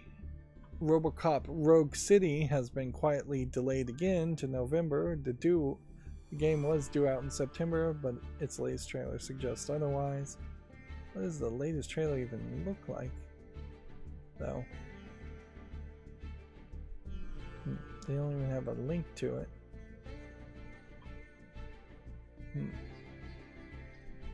So maybe it's not online. On one hand, there is a lot of name recognition around RoboCop. On the other hand, as somebody who's never bothered to really sit through any of the movies, and that for the parts I have seen in the movies, I really question how much of a video game you can make around RoboCop. He is effectively, as a character, too much like Superman, too strong, so then it becomes difficult to give enough enemies that could actually hurt him. He also has, weirdly, not that much motivation either, so yeah. If anything, I would imagine, in my mind, if you gave me the property of RoboCop and I didn't know anything about it, I would turn it into a Metroid game, Metroidvania type game, where he would lose all of his abilities at the beginning of the game and you would have to work your way through areas to regain your abilities.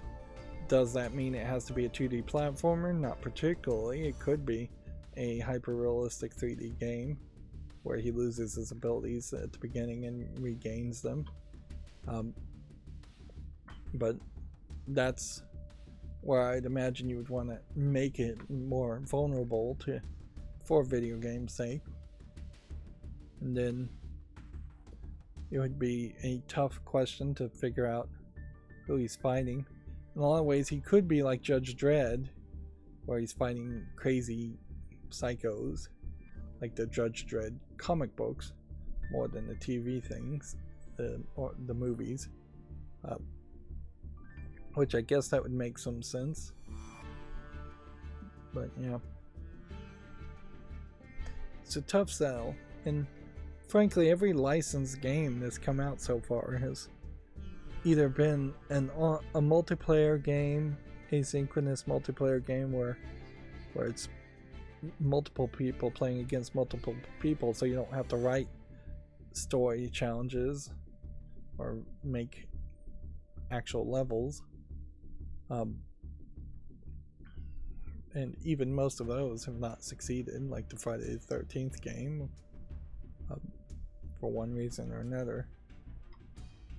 Moving on, a Super Mario Bros. Wonder Nintendo Direct live stream is coming next week.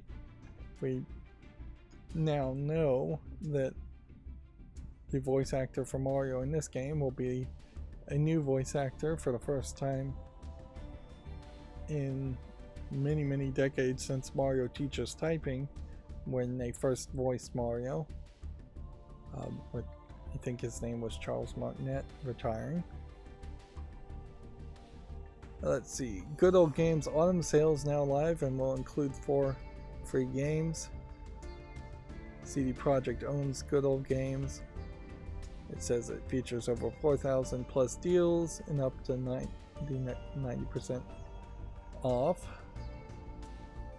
Yet another new color palette for Xbox Series X and S controllers has been leaked, quote unquote. I think this is pretty intentional at this point.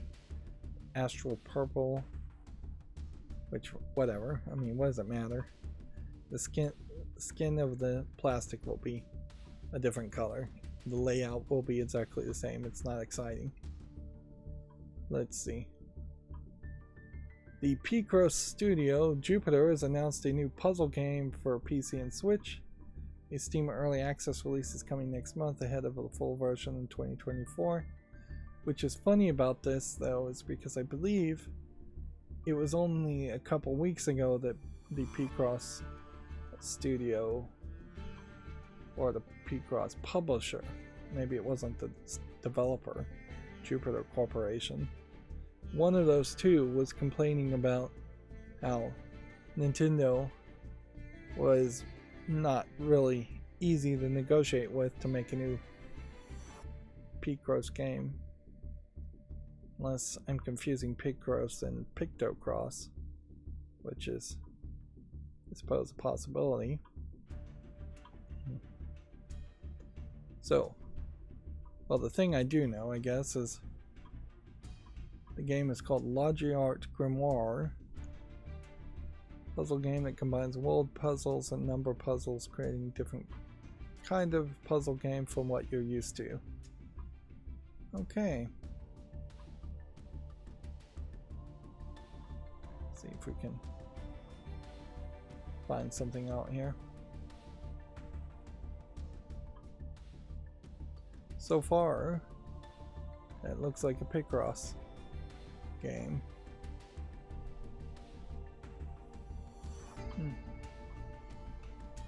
But this may be new in that the only other game they have here is called Working Zombies Steam Edition for March 6, 2023. In a lot of ways, this is an example of yet another Japanese company coming over to PC publishing and at least dipping a toe in it. Yeah, this is the developer and the publisher.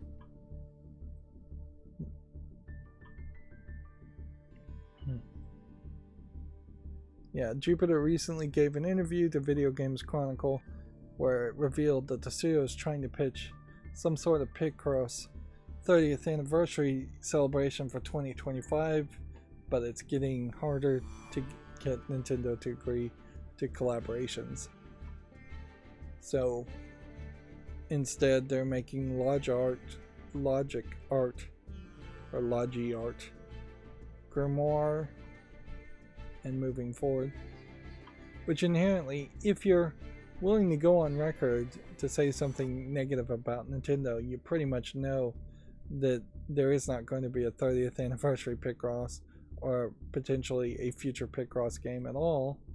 And so you've chosen instead to potentially shoot yourself in the foot and destroy that relationship to get maybe a cheap pop of this new game.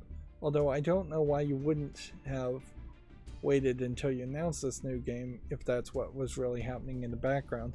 Seems to me like giving the interview may have put the final nail in the coffin that Nintendo wouldn't work with you. Then they've decided to announce this game when you could have announced this game and given an interview saying, hey, this is coming to Steam and PC because it's getting harder to negotiate and collaborate with Nintendo. Moving on, Video Games Chronicle says Panic will publish new titles from the studios behind Untitled Goose Game and the Far series. The Far series, quote unquote Far series. Which, this is not particularly new news. This was something that was announced a couple weeks ago, and I guess Video Games Chronicles just missed it. Let's see. Larian says it's discussing potential Baldur's Gate 3 DLC, which, for a game that's successful, I definitely could see them making an argument to making DLC. On the other hand, part of why people were very happy about Baldur's Gate 3 is because it didn't have any microtransactions nonsense or things like DLC.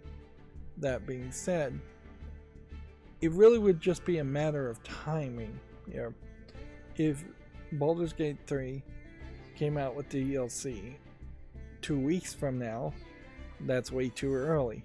But if, say, 6 weeks from its launch to 6 months, once it's outside of that launch window, or at a 1-year anniversary, they put out some new DLC, so you would come back and play the game, or you might get a little bit more enjoyment of the game you haven't quite finished playing, then that would work. Although, I'm not sure what kind of DLC they can really add. It almost certainly would have to be like a side story quest line, something that didn't get in the way of the existing story experience. I don't think it can be a new character class, although maybe they could squeeze in a new character class so you could play the whole game a second time instead of just doing like a 10 to 20 hour DLC story expansion. So yeah, it is worth mentioning that a lot of the DLC in Skyrim, I did not play the first 2 times I played Skyrim. I'm pretty sure I played Skyrim like 3 times. Like, I did not play any of the vampire DLC. I did not play any of the DLC that takes you to a whole different mystical island. I didn't play any of the well, I don't think I played any of the DLC on Skyrim, and when I did play the DLC on Skyrim, I specifically made sure not to start any of those quest lines until I had already done most of the main story, and it felt very disconnected from the main story. I wouldn't want that to be the issue. What Baldur's Gate 3 did. Being able to turn yourself into a vampire in the middle of the game in Skyrim could be very disconcerting. Although, even before there was DLC, there was a way to turn yourself into basically a werewolf, and I found that disconcerting too, so I didn't ever choose to go that route. Moving on, Suikoden 1 and 2 remasters have been delayed to until 2024. Konami originally planned to release both of these games this year. Those 8-bit looking games definitely don't feel like they're the type of games that would justify being delayed. Yeah, there is something to be said about games like Baldur's Gate 3 or Skyrim, which I could talk to Skyrim a lot more, in that even though they are games that give you a lot of different opportunities, I personally would only play a certain number of ways. Like, I'm not the type of person who wants to just play as an absolute jerk of a bad guy in most games. I'd have to really encourage that and probably eliminate the option of not being a jerk before I could get into that mentality. So, I want to play as a good guy when playing Skyrim, and inherently in Skyrim, there's an imbalance that pushes you to being a stealth archer instead of playing as other character classes. Like, I definitely tried the last time I played to be like a two-handed strength character, two-handed sword holder, and pretty quickly you eventually get pushed back to being an archer. Now, I would personally prefer to be able to max out a character's levels than I would prefer to be able to play with a completely different game mechanic. Archery in Skyrim is almost certainly the de facto default attack method. So having shield bashing and one-handed swords and two-handed swords and daggers and some of magic, like those options probably should have been toned down a little bit. But it is losing a lot, certainly, to lose like magic abilities. Yeah, but ideally, if I was going to make Skyrim, you'd be an archer with magic on the other hand. And it would just work that way. You'd get rid of shields, you'd get rid of swords.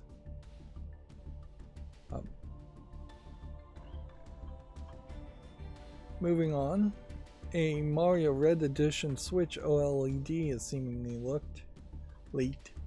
The Joy-Cons and dock are both reportedly be red. No pictures here. Okay, again, just like the controller, different color palette on the plastic, doesn't mean much. Starfield streams will start 8 hours before their release. And Starfield is in the hands of reviewers and content creators. Some players apparently have permission to start streaming as soon as reviews go up, which reviews go up, I guess, 8 hours before the release, which probably doesn't mean much. Like, the first 8 hours of Starfield is probably somewhat impressive and not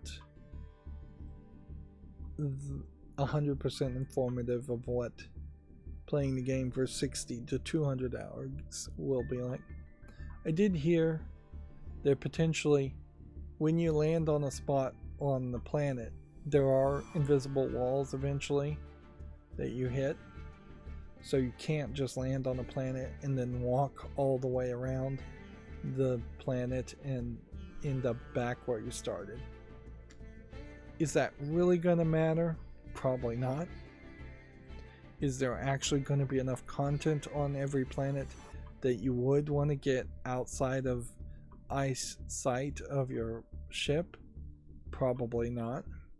I imagine when you land somewhere, you're going to want to be within what is 10 to 20 minutes at most walking distance in game. In real life, 10 to 20 minutes, not in game. Because if you walk 20 minutes in one direction, you're going to have to walk 20 minutes back to get to your ship to leave. And that would be quite the journey. I probably could spoil myself a little bit and watch people play Starfield, but at the end of the day, I have half a thought just to play Fallout New Vegas or Fallout 4 in comparison and just say, hey, I'm 2 games behind at least as far as Bethesda games, so why don't I play one of these instead and then wait for people to have more in-depth reviews. Even the reviews that are going to come out, I think they've only had Starfield for maybe a week or two.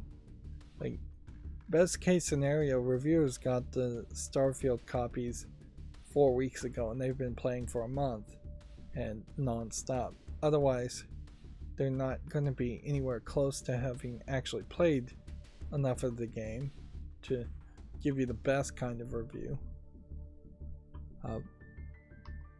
Although that inherently is a problem with mainstream video game journalists and video game reviewers in general, is that they tend to rush through games and not play them at a reasonable pace or play them in a full amount.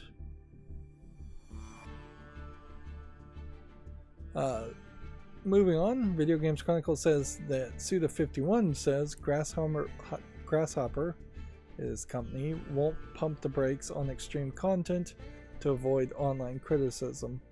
The No More Heroes studio won't hold back in case people get angry, which is a nice commitment to make from any company, particularly a Japanese company. That being said, I'll believe it when I see it, I guess. in fairness, Grasshopper has not really pumped the brakes or censored anything or self-censored anything that I can think of.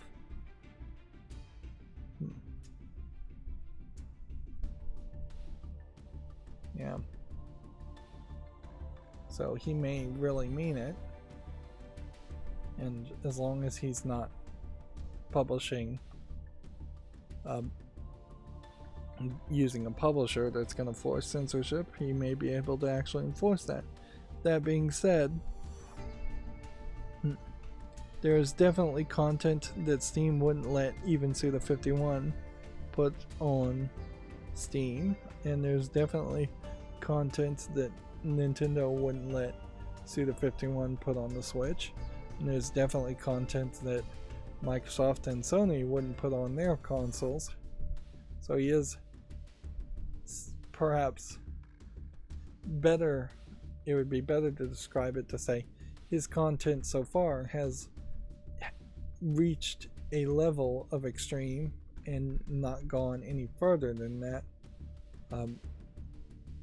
and he's still trying to maintain that level. What would I potentially think they might censor if they were going to censor things? Maybe some of the moe love from the main character in No More Heroes in the first game. Maybe some of the blood splatters. But his games are intentionally extreme in the first place. They are intentionally gory and bloody, and they wouldn't be much of a game otherwise. It's worth mentioning that No More Heroes 1 is kind of a very short and simplistic game, and only works because of its extreme visuals and ridiculous amount of blood. What I would be more concerned about other than censorship for Suda51, which, since he says he's not going to pump the brakes, that's good. My concern would be that he doesn't have another interesting story to tell or game to make. He has been fairly focused around No More Heroes, and he's not going to make any more of those, so he needs to create something new. Let's see. Apparently 1,001 unique Starfield billboards have appeared worldwide, and the players are trying to find them all. I don't know what kind of advertisement company would intentionally make 1,001 different billboards. Although, in all fairness, it seems to me like what they did is they took randomly generated spacesuits and randomly generated backgrounds and have the exact amount of text in the exact same place, with slight variation here with black text instead of white text, or black Starfield logo instead of a white Starfield logo.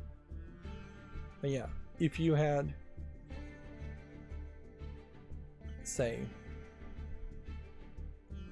4 different spacesuits, which these look slightly different, and then you multiply that by 100 background screenshots, then you can probably get well over 1,001.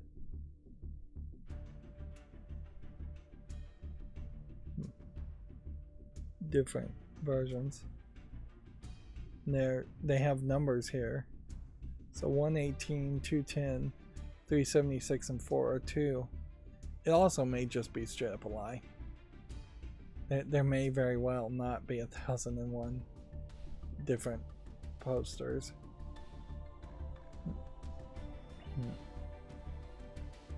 None of them look like they're going to be distinctively that different, though.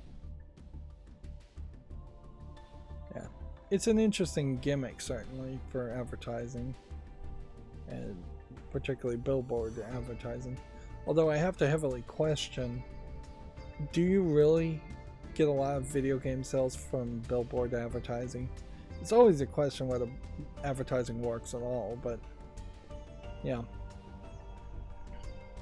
I feel like more people would hear about video games from YouTube videos and ads and things like that, or reviewers. I don't think people are going to be riding on a bus and then look out a window and see Starfield and go, oh, there's this new game called Starfield I haven't heard anything about. Particularly in the case of Starfield, this feels like a waste of advertisement. And this might be a great example of Microsoft letting ZeniMax be in charge of advertising their game when there needs to be a more consistent singular head of advertising for all Microsoft owned companies that works, that's just a little bit smarter and works together in advertising a bunch of other games.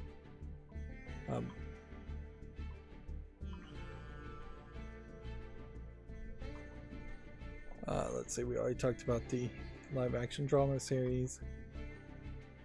MMO Veterans' first NetEase game is based on a public domain sci-fi IP. T-Zero Entertainment was formed by former developers of Fallout 76, Star Wars, The Old Republic, and more. So, a public domain sci-fi IP. Do they know the name of it? Why not just name it if it's public domain? I guess that might be a great way to not have to pay a writer and already make a game based off something that's fairly popular. Although, what is a public domain sci-fi IP that even exists? Because let's think about this. Star Wars and Star Trek are pretty old. Star Trek, the original series, is probably one of the oldest sci-fi series that would be prominently recognizable and known. And if I think about certain books, I would not really assume that they're public domain, like Childhood's End or anything like that. So if we go really, really far back in time, we need something that needs to be sci-fi but 70 plus years old. What are they talking about?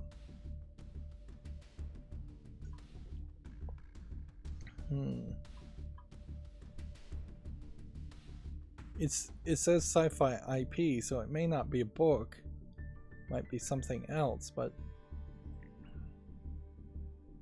yeah, I have no idea what it could be. An original third-person multiplayer action game set in the sci-fi universe.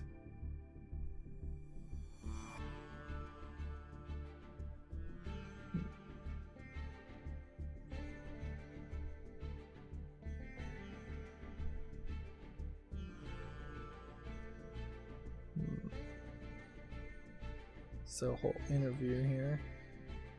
It says, in most countries, copyright lasts for 70 years after the death of the longest living creator or a publication by a corporation. T- hasn't confirmed which IP it's using, but arguably the most popular sci-fi IP that falls in that category would be H.G. Wells, The War of the Worlds. Okay, that's a good argument. Although I'd say the War of the Worlds as a concept hasn't worked particularly well when being remade.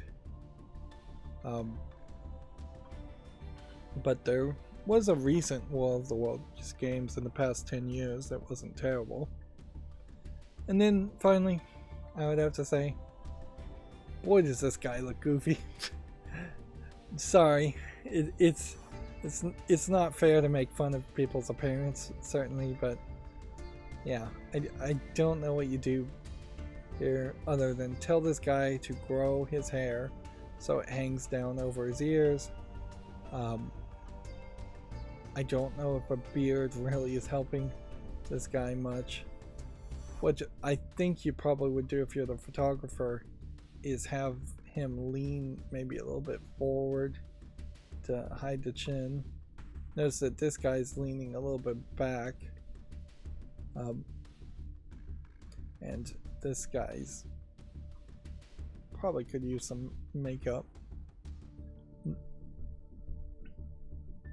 But here's your 4 founders of the company too, and it's 2 slightly fatter guys and 2 skinny guys, 3 white people and 1 black guy.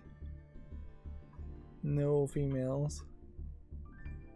And seemingly no interest in writers and wanting to make a... Is it gonna be an MMO game? Yeah, third-person multiplayer action game, not an MMO. Well, yeah. Moving on, the Starfield Constellation Edition is in stock in the UK, Europe, and Canada, but $300 or £250 special edition is currently sold out in the United States. I can't believe anybody would have actually fallen for that, paid that much. Moving on, we had already talked about the Red Dead Redemption series writer leaving Rockstar after 16 years, and the PlayStation Plus headliner leak. And then the Switch has overtaken the Wii in lifetime sales in the United States. It is now behind the Xbox 360 in the United States. That's an interesting metric to point out that the Xbox 360 sold better than the Wii did, because I would have thought it would have definitely been the other way around, that the Wii would have outsold the 360. The Wii had so much hype around it during its original launch, but then again the Xbox 360 managed just to run forever. So if you're continuously selling more and more over a much longer period of time, that's, I guess, how you get around that. Moving on to the Komatsu articles. We already talked about this Atler Resiliana second trailer. Silent Hope 7 Heroes has a trailer too, if you want to check that out. This might all be old news.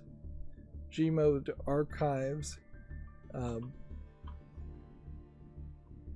Megami Uburoku Persona Iku no Tauhin has been announced for Switch and PC,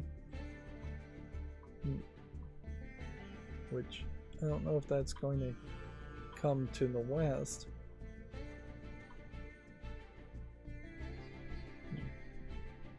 And I don't know if this is part of the Persona series. Like, inherently, I've always seen the Persona 1. I've never been able to see Persona 1 or Persona 2, and I think this is based on the Persona series because that's a character from Persona. And I think this may very much highlight why they don't try to remake Persona 1 or Persona 2, is that it is just incredibly old games. Old dungeon crawler here.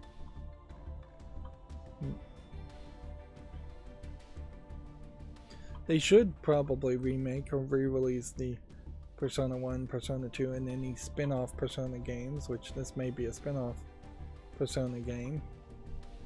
But it definitely won't have a very large audience. D3 Publisher announces that a mecha third-person shooter called Custom Mech Wars for the PS5 and PC. It's due out in the winter worldwide.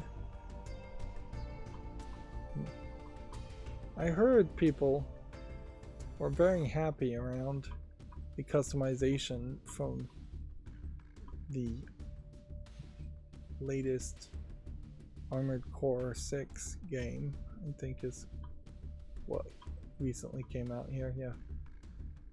Very positive reviews right now for Armored Core 6. Yeah. Which that is somewhat was surprising by the numbers.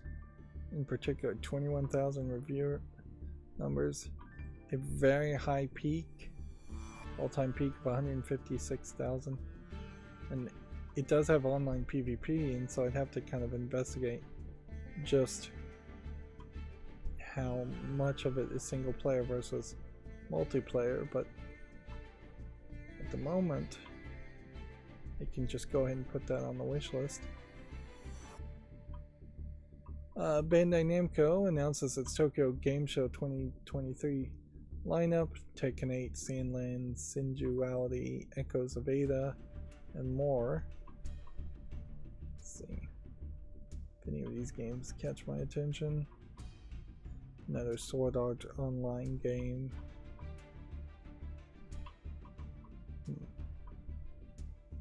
This might be a new Blue Protocol game, or might be a PC release of Blue Protocol.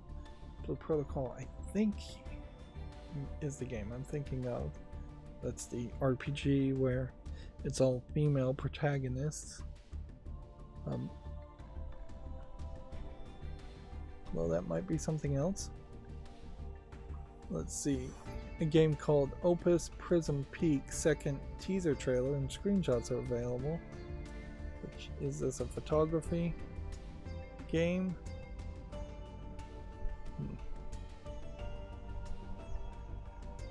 Let's see.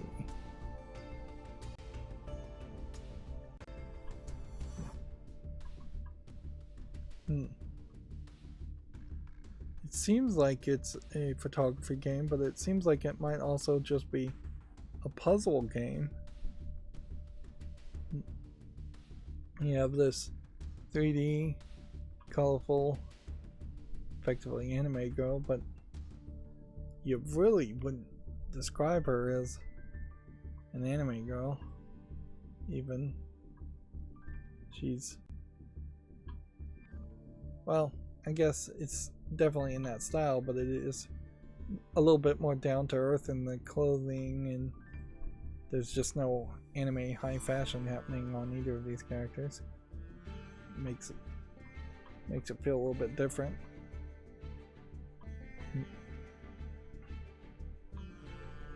So yeah.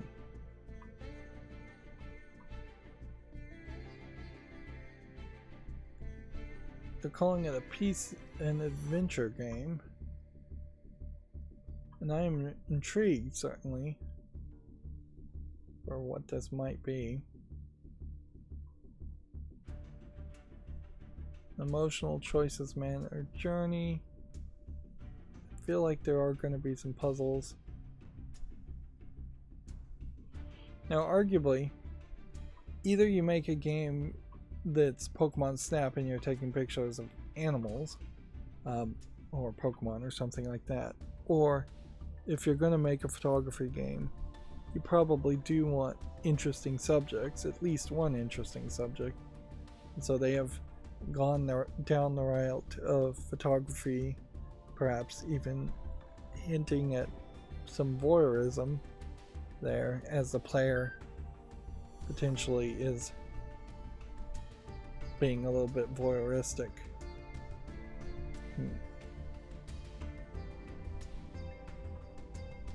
To that.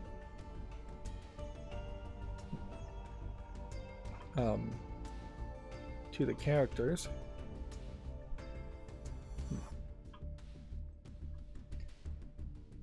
course, the problem here is we don't really have a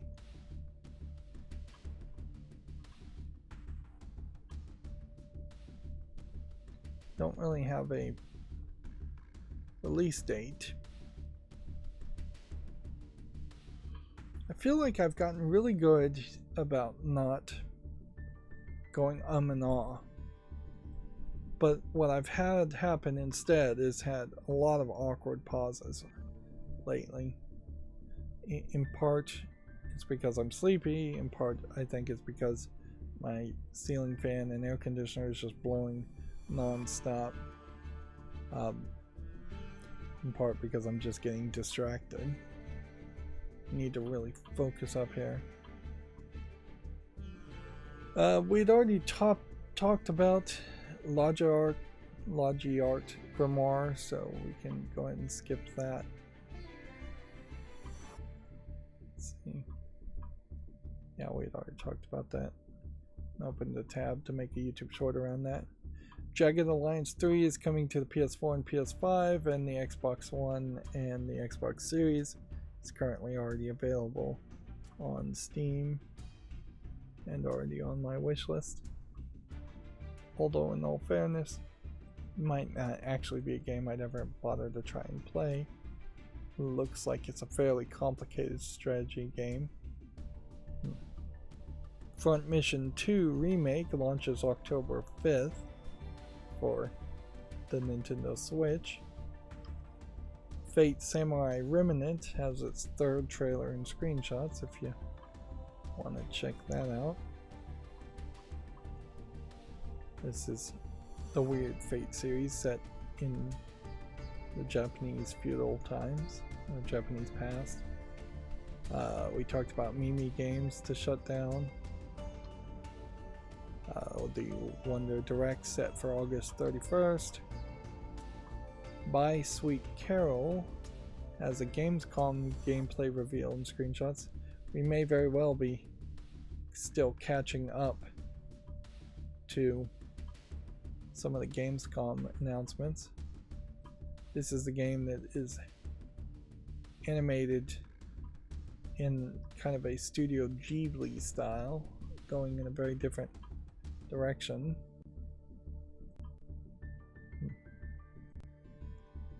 It's probably a point and click adventure game,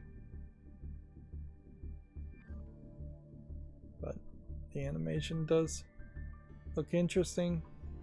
Of course, we'll still have to see if the game is actually interesting. Apparently it's a horror game, which, yeah, I guess that makes a little bit of sense. 7 minutes of hand-drawn horror adventure game. Skull Island Rise of Kong launches October 7th, which doesn't have a Steam link still. Square Enix has announced its PAX West 2023 lineup. Foam Stars, Final Fantasy VII, Ever Crisis, Infinite Strash, Little Goody Two Shoes. I'm not sure I've heard of that game. Let's just open an article on that. Power Wash Simulator, Star Ocean, and then some panels. Little Goody Two Shoes is some kind of horror RPG from Square Enix.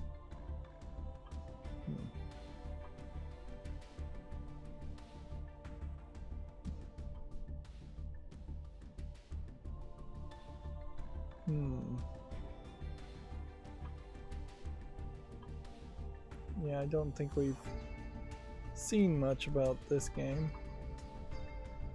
yet. And I think I missed that article when it was first announced. A turn-based RPG called New Arc Line has been announced for the PS5, Xbox Series, and PC.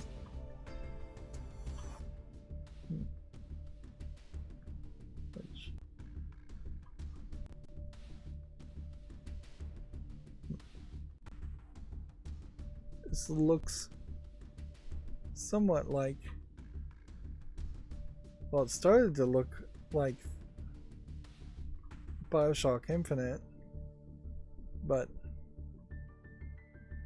at some point it jumped and became a turn-based RPG strategy game fighting monsters.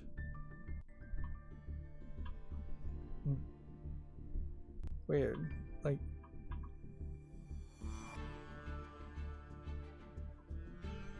yeah, it takes this very quick jump that monster is weird. Okay. Another newly announced game. Void Crew launches in early access on September 7th. Let's see what that looks like on Steam.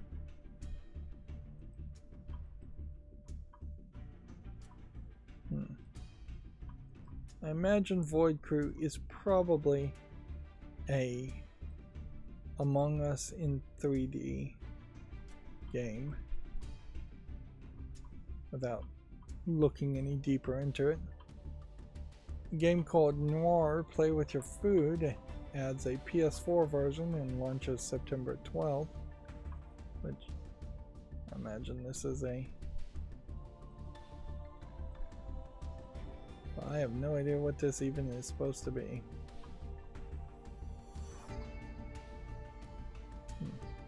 So weirdly, I'm going to put this on the follow list, but visually, it's so weird looking, I'm not even going to make a YouTube short on it. Which, that's a weird exception to make. The turn-based RPG Arco has been announced for consoles and PC. Also, ton of announcements from Komatsu today. That in part is probably because I streamed early on Monday.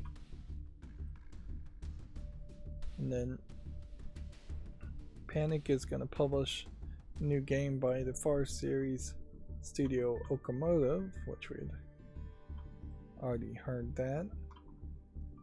Panic is also going to publish a new game by the Untitled Goose Game Studio House, which we'd already heard that, but notice how Komatsu broke what was one announcement into two articles. And then we already talked about Suikoden 1 and 2 being delayed. Which, yeah.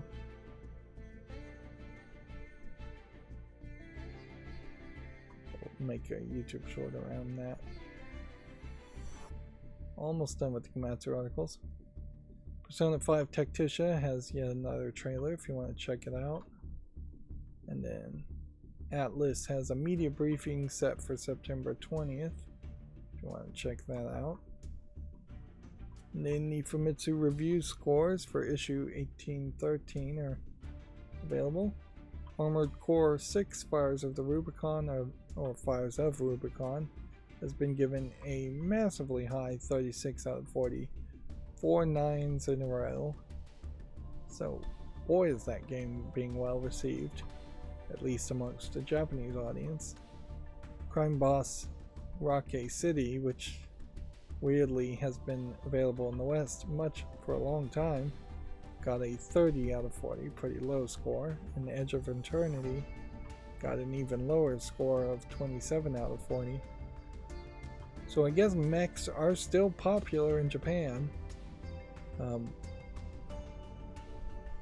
I would have thought that maybe the audience had aged out of playing video games by now, but if you make a good mech game, it seems to work in Japan. There's really no reason it shouldn't work in other places too, around the world. Wulong Fallen Dynasty DLC Conqueror of Jiangdong launches September 27th. If you want to check that out. Let's see what reviews are for Wulong Fallen Dynasty on Steam now. Well, you can see it's pretty poorly reviewed at 46% positive overall.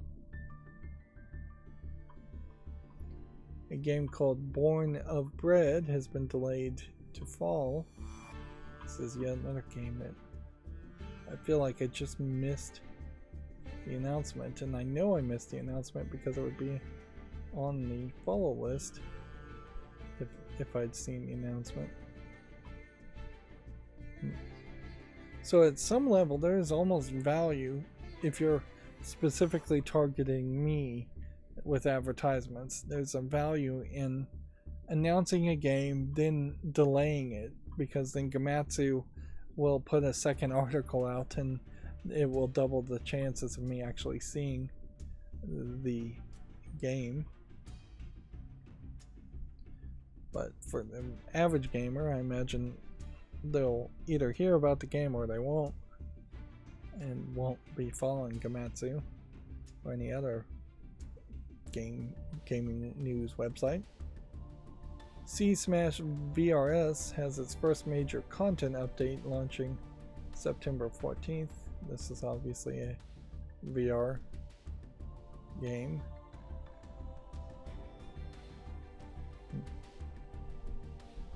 I'm not sure it's on Steam,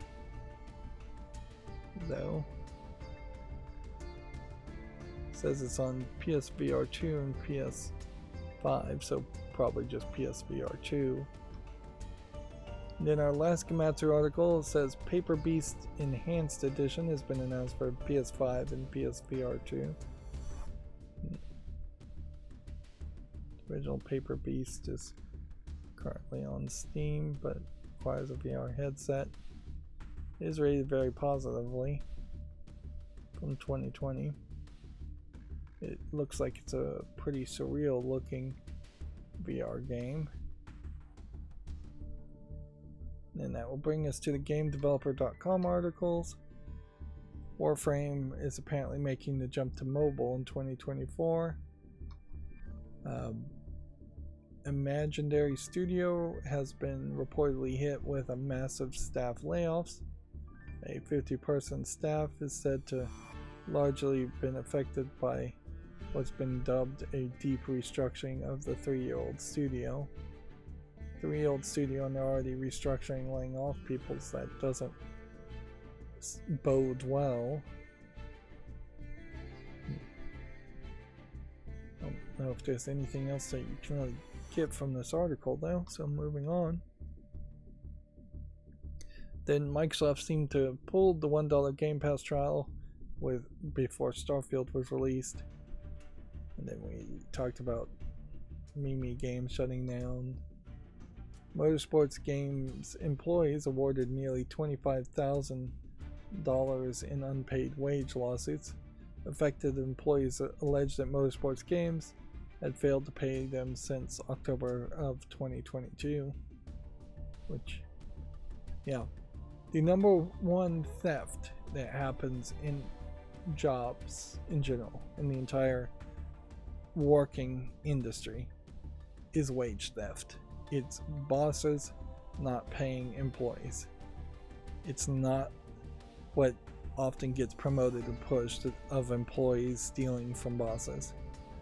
Because in fairness, if every single employee out there stole a ream of paper, a stapler, even took printers home once every year, that still drops in the bucket from what employees could steal from their employers could steal from their employees as far as wage theft.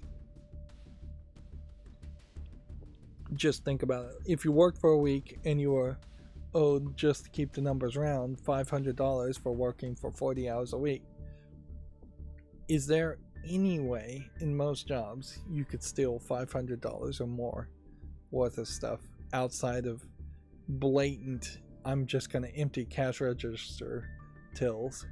And even if you had blatantly emptied the cash register till, you would have been caught anyways. So there's just no way that would happen. Sure, there are some scenarios that if you were, I guess, a diamond sorter or something, you could probably get over $500 worth of diamonds out of a jewelry store. Probably not every week though. And yeah, it's a shame that there's no real difference in video games either. In particular, I think it might be a little bit worse in video games because you have a case where publishers probably fairly often try to get away with not paying developers. So then developers have to figure out some way to pay their employees, or they don't pay their employees, and then they can blame the publisher for not paying them, although that doesn't alleviate their guilt legally or morally. But yeah, having that middleman situation, as far as having publishers often directly fund the salaries of game developers, almost certainly makes it a worse scenario than in other cases. Like, Walmart wouldn't stop paying its employees just because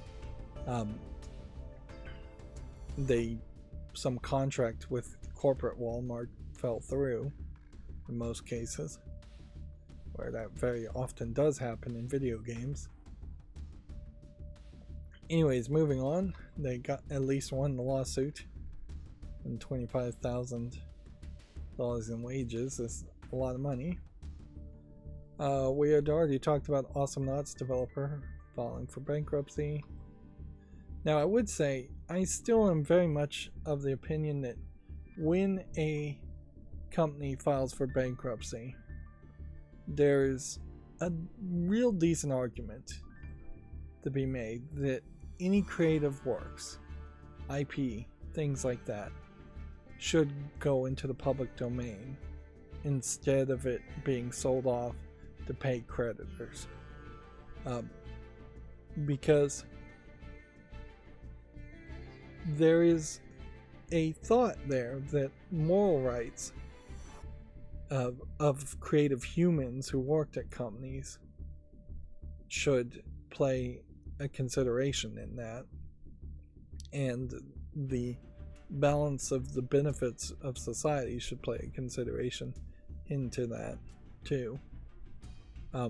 Now, if you were going to make the argument, instead of it going into the public domain, that it reverted back to the actual employees who created the works, even if they were being paid a salary or work for a hire gig to create the creative IP, I might buy into that idea also.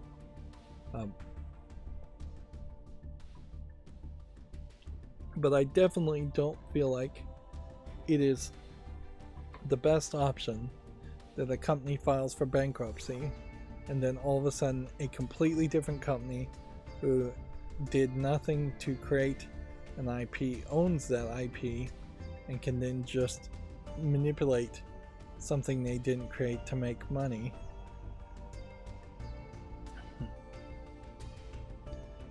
Like, but yeah, I'm not going to change the law, certainly by just ranting about it, so let's move on. Apparently, the Baldur's Gate 3 mocap director goes into the full performance process. For the actors of Baldur's Gate 3, it wasn't just what they said, it was how they said it, which is exactly no different than any other voice actor out there. But yeah, seems like a fairly short article if the mocap director was really going into depth, and it's coming from 2 fairly short tweets. If you wanted to put out an article talking about the full performance process and call it the full performance process, it would have made a lot more sense for GameDeveloper.com to say, hey, could I interview you and get this in a longer, more detailed response instead of just talking about somebody tweeting out things. And then Sea of Stars apparently sold 100,000 copies in one day, which is yet another game that I'm not sure I caught. I don't recognize it. Alright, well, my follow list cleanup didn't work. It's fairly inconsistent as to whether the follow list loads. So then that will just bring us to all the new games that came out on Steam. and I'm gonna try and burn through these fairly quickly. Okay, so we have Goodbye Volcano High, which somehow managed to not end up on my follow list. I feel like this game was delayed, but seems like it's out now. And then we have a game called Touch Grass Together, which just looks like it's an asset flip garbage game. And then we have something called The Last Survivors, which was already on the follow list. So I'll just leave it on the follow list. Then we have a game called The Black Pool, which doesn't have quite enough contrast. Everything is just dark in the foreground. I'm gonna say no to this one too. Then we have something called Q2 Humanity, which seems like a collection of weird games. Does it support English? Weird Japanese game. We'll give that a chance, make a follow on it. And then we have an adult game here. Let me see if the screenshots are YouTube family friendly.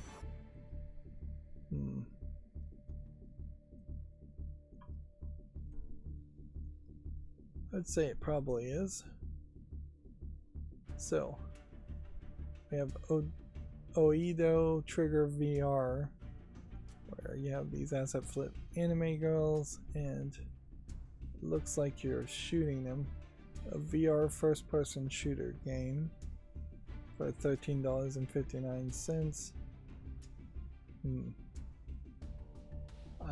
Not really anything I would think is actually worth playing. We have the making of Karateka. It's out now. It's very weird to have an interactive game that is also a documentary on the creation of a game. But yeah, we already made a YouTube short on that. Next we have Never Ending Nightmare, which looks like it's an asset flip horror game, so I'm gonna say no. Then we have Pinkman Adventure, which looks like it's just a simplistic game, so I'm gonna say no. Then we have Rhapsody 3 of the Marvel Kingdom, which is already on the follow list. And then Rhapsody 2, which is already on the follow list.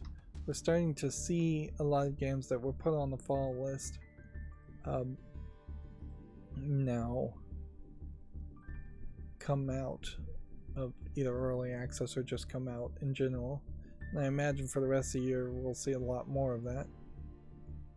Let's see. Free to play, real time arcade game, football game, STG football.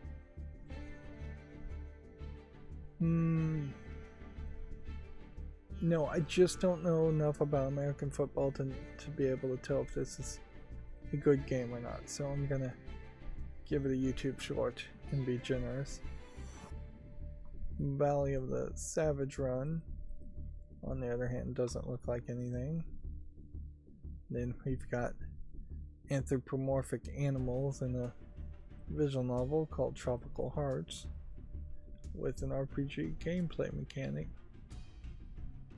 Now, inherently, I really have to question if you're a furry or you're into anthropomorphic animals, are you going to have a general desire for all animals, or are you going to want specific ones that are based around rabbits or polar bears or jackalopes or iguanas? Because the diversity here just seems a little weird to me. And then next we have something called the Lancaster League Crisis at the Call Center, which is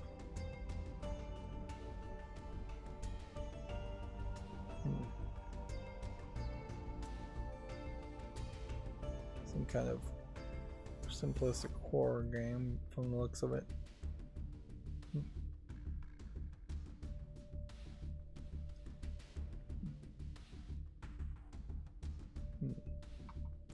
I don't think there's anything to that. We have a game called Ball Punchers, which doesn't look interesting enough, despite the name. And here we have a game called Subject to Pre, which looks very asset flippy too, so no. And we've got a game called Float Champions, which looks like nothing. Well, we may just have a lot of games here that are just garbage.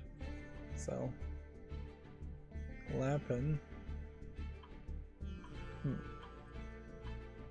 Lupin, I thought was the scientific name for bunnies. Lapin might be a pun on that. Let's see, next we have something called the Brittle Epoch. I doubt there's anything to this, but I'm gonna give it a chance, just in case. Being Ball doesn't look like anything. Merchant Master looks like it's a mobile game.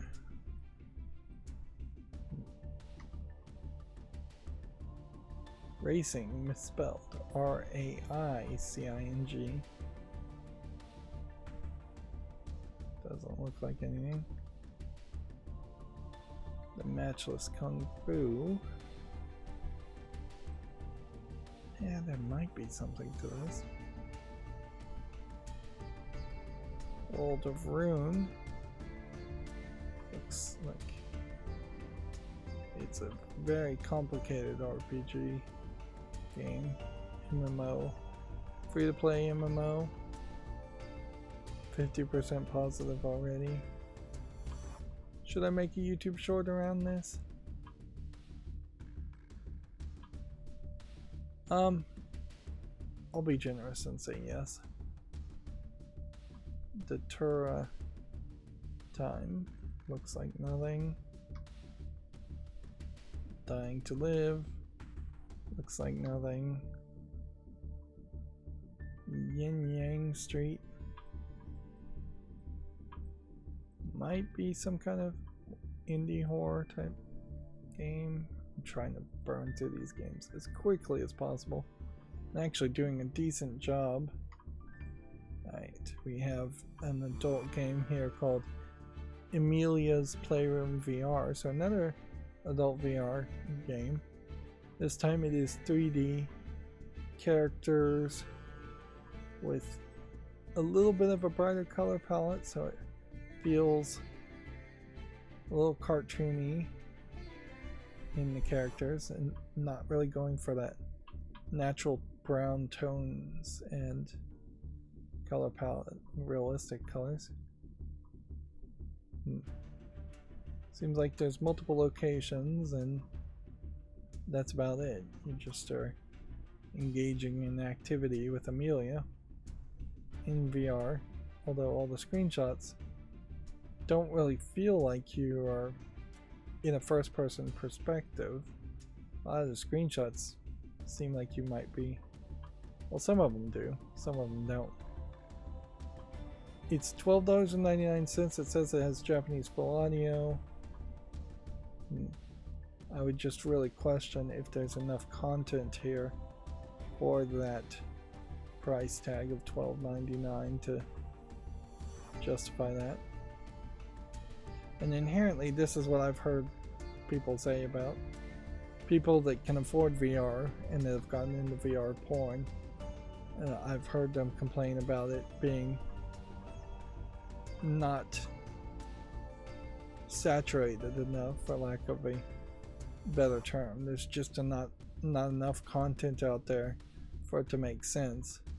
And so I've heard a lot of people just swear off VR porn because of that. I mean, if you think about just the massive amount of porn on the internet, yeah, VR porn has to really catch up to that for the variety that people would want. I don't think I want to make any YouTube shorts around political games, even if the game does seem like it's not even showing real people as a simulator. I think people that want to play politics probably have a real investment in the actual outcomes of politics, and in these kind of simulators, gamifying something that people tend to actually care more about doesn't quite make sense. Like, in the same way that if I cared about raising a baby, I wouldn't take time out of my day to play a baby raising simulator.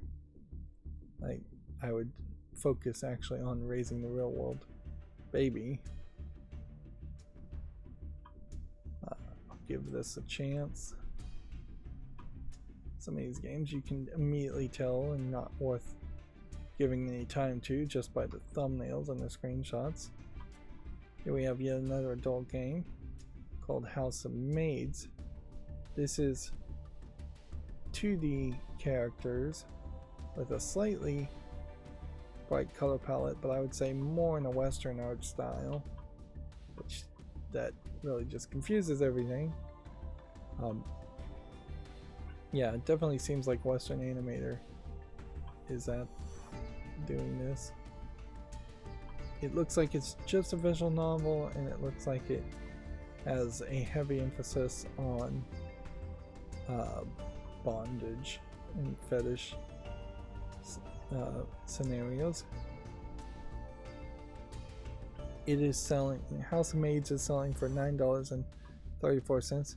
Uniquely though, in all the screenshots, there really is only a couple of screenshots where they're in a maid outfit.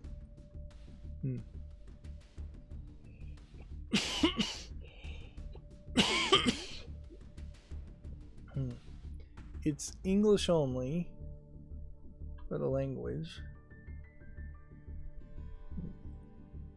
It looks like there's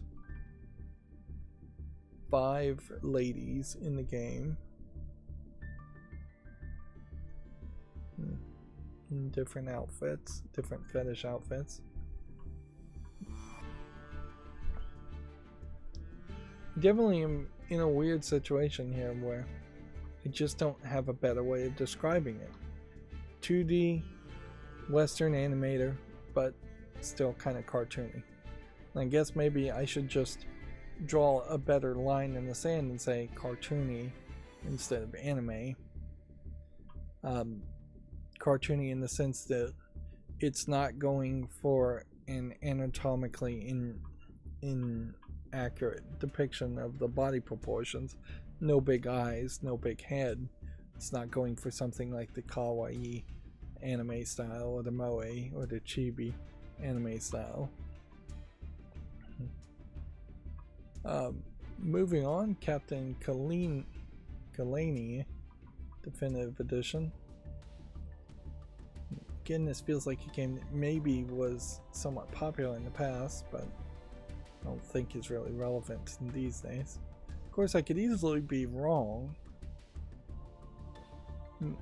but I just have to risk it. If I don't recognize the name of a game, and it actually is a game that was originally released in the 90s, it probably doesn't matter. We have a game called Brave 9, and I feel like I've heard of a game called Brave 9, and maybe this is just a mobile phone port, or maybe maybe I'm just confusing Brave 9 with some other thing called Brave 9, some other story, TV, anime show. I guess I'll make a YouTube short on this, though. It looks like it is a free-to-play within-app purchase gacha game. Although the RPG elements here may have some modifier of that. Space Viking doesn't look like anything of interest. Daymare 1994 Sandcastle is already on the follow list. Apparently it came out of early access. Let's see. Drift Car Zombie Crusher. Doesn't look like anything. Although the gimmick of drifting to kill zombies is kind of a funny gimmick. You have to be... It basically needs to be like a supplemental thing. I guess Dead Island probably didn't do the greatest of jobs with that idea. You could drive around in Dead Island in a few small places, but you really couldn't run over a lot of zombies before you ran out of road. Let's see. Next we have a game called Kitten Tales.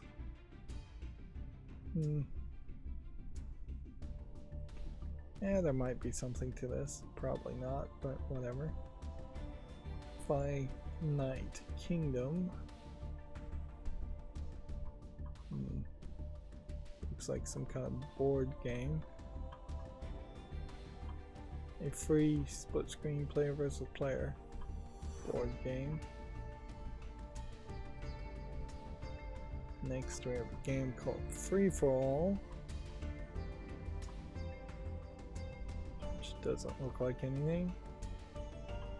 Next we have Myths of Rules, which apparently is a text-based adventure puzzle game.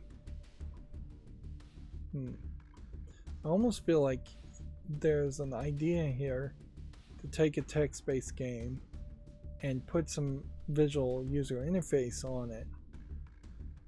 I'm gonna put this on the fall list just to see if it's well received, but I'm not gonna make a YouTube short on it. Then we have a hidden object game, puzzle game. I'll make a YouTube short on that since we're really not getting a lot of YouTube shorts. Room and Dream is a room decorating game, which I'm going to say no to. The Great House Caldera.